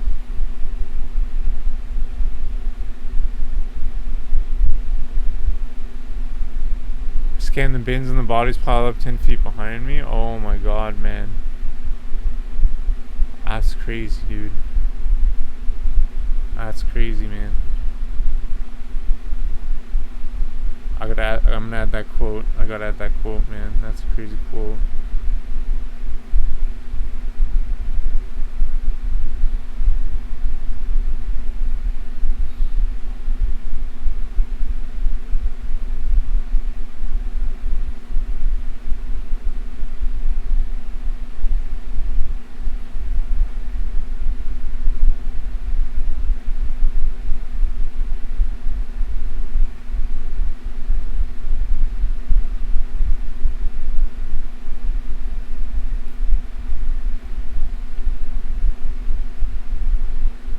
Is on its last legs, I think. Yeah, I would say so too.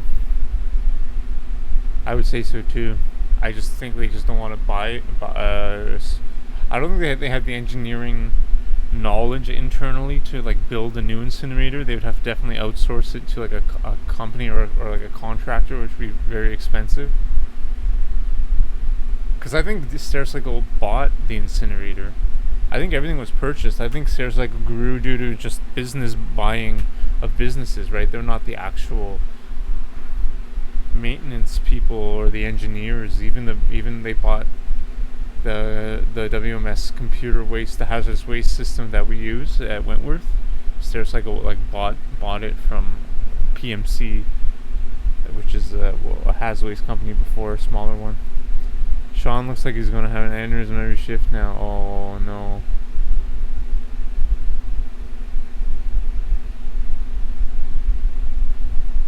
That's not good, man. That's not good at all, man. Yeah, dude, it's Deerhurst is crazy. Like, if you're in charge of like the incinerator and stuff, I'm sure it's stressful, man. But don't take it so personally. Don't take the job so personally.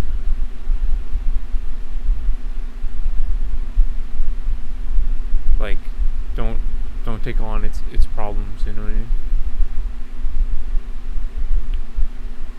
Every shift looks like, wow. Yeah, I'd believe that.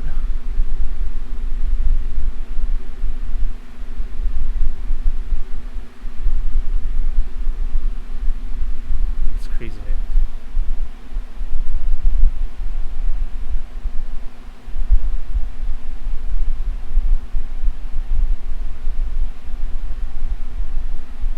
I don't really care until the bodies begin to rot. Damn.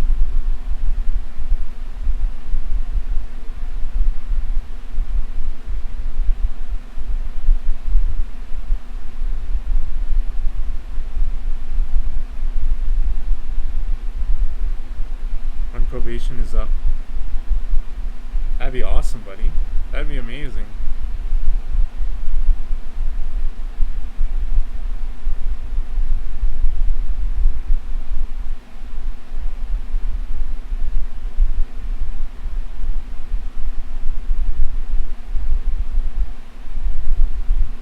Just like I said,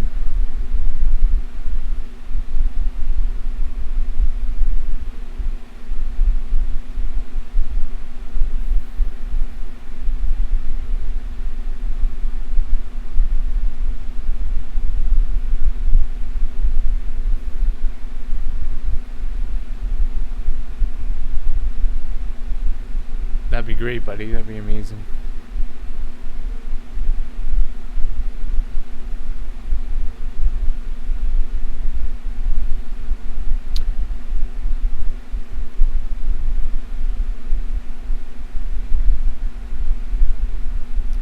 Okay, my friend, I think I tried to pull the Spochi 2+ hour stream. I couldn't do it. I was doing a safety sweep yesterday. Blue barrel that had its lakely turned convex from the gases. Oh. Of the rot? That's not safe, man. Jesus.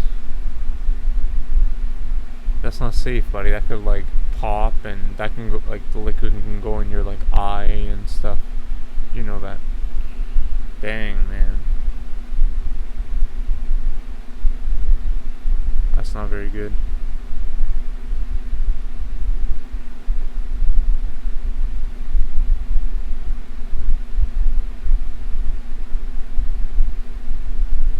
That's crazy.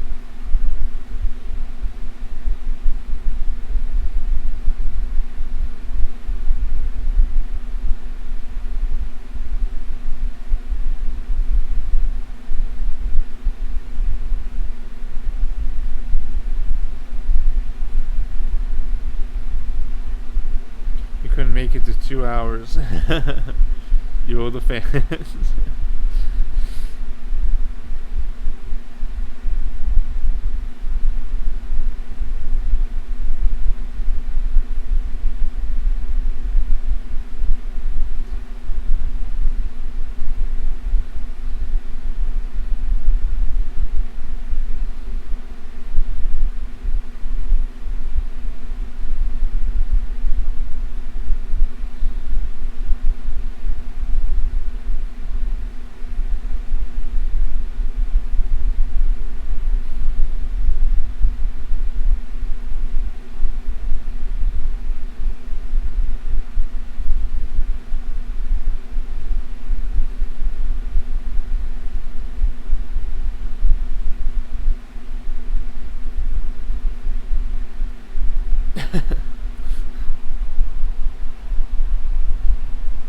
I'm done, man. I'm so tired. Thanks for being here, man. I appreciate that. And Shiva, appreciate that, man. Yo, thanks a lot for the sub, man. I really do. Like, I more than appreciate that. Like, that's like, that fits, that allows me to accomplish my dreams and goals and everything, you know? So thank you. What's a good amount of sleep to you? Yo, at least 7 hours. At least. Maybe 8. 8 is like the dream. At least 7. Anything higher than 8 is like the dream, but at least 7.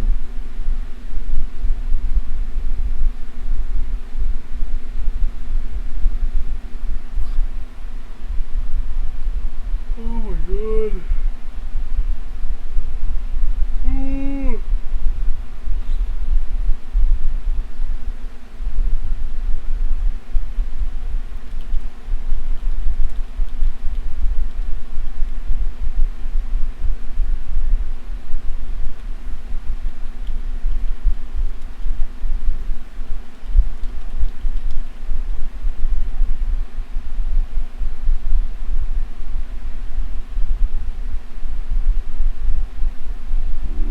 Where else can you find the beauty, adventure, and culture that is the 1,000 Islands?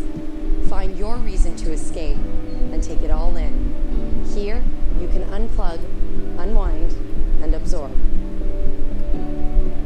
The Canadian Gateway to the 1,000 Islands is a UNESCO-designated treasure, intersecting with the Rideau Canal and Frontenac Gorge biosphere. There is nowhere else in the world like it. Full of history, there is so much left to explore in this beautiful part of the world.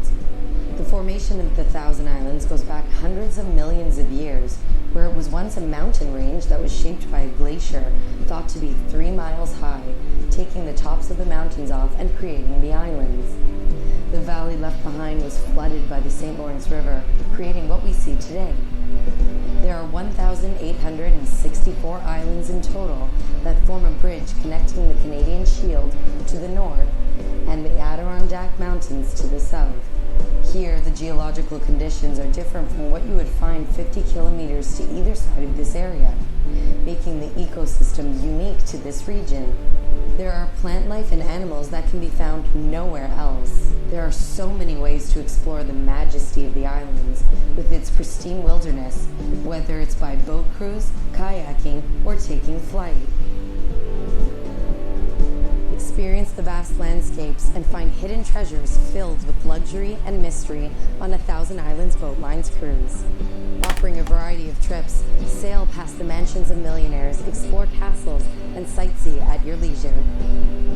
Though there are varying stories on the early specifics of the history of the Gananoque boat line, it is known that the first tour boat operator in Gananoque was a local mailman who delivered mail to the island residents and took passengers as a sideline to his mail delivery business.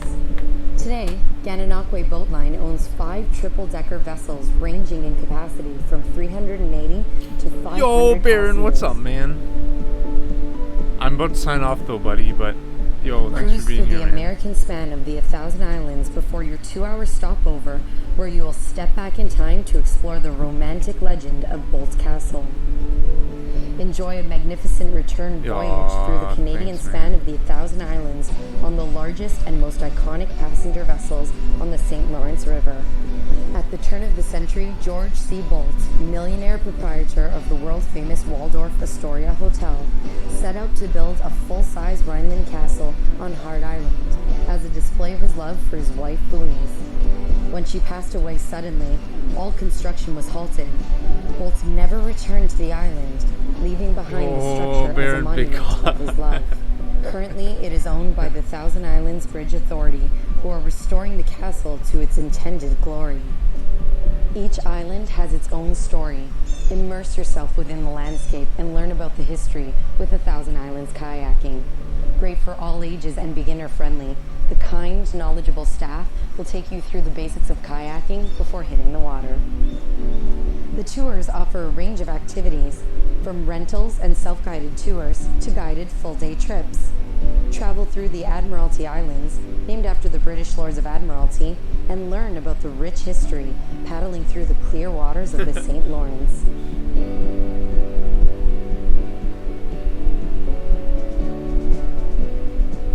Right next door to the Gananoque Boat Line departure dock is the Thousand Islands Boat Museum.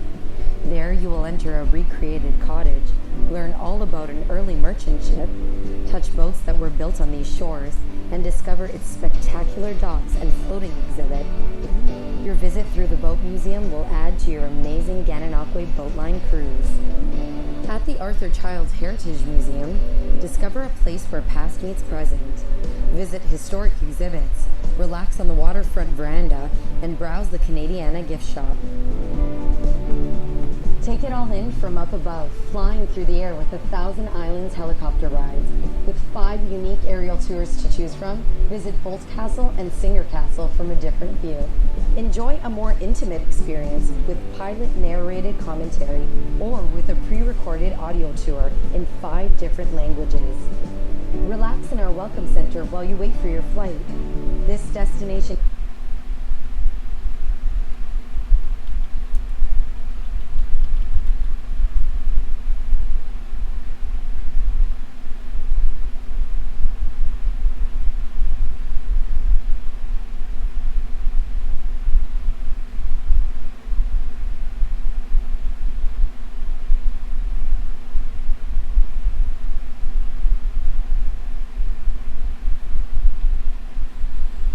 Yo, I am gonna go to bed though.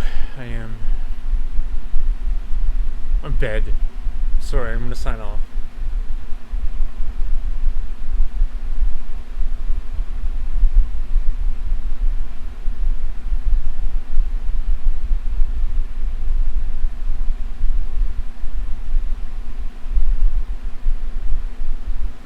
Haha, good one. Thanks, buddy. Thanks, man. Alright, let's raid, let's do it. Yo, thank you, Dick, so much. Thank you so much, Baron. Thank you, Dick, for the sub. Thank you, Baron, for the sub earlier, too, man. You guys are the best, dudes. What can I say? You guys rule. Oh, Postal 4, I haven't gotten it yet. Postal 5? Postal 4? 4. I have to get it still. 4. Thanks, buddy. Oh my god, Ghoul, you suck. Oh, man.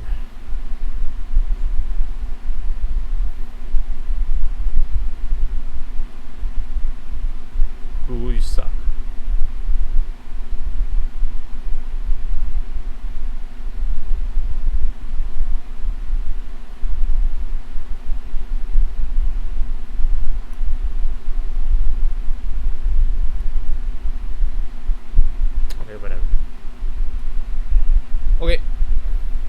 Thanks, guys. Thank you, dudes. You guys are the best. Thank you so much. Thank you, thank you, thank you.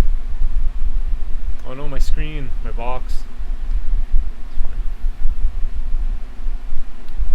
Thanks, buddy. See you guys.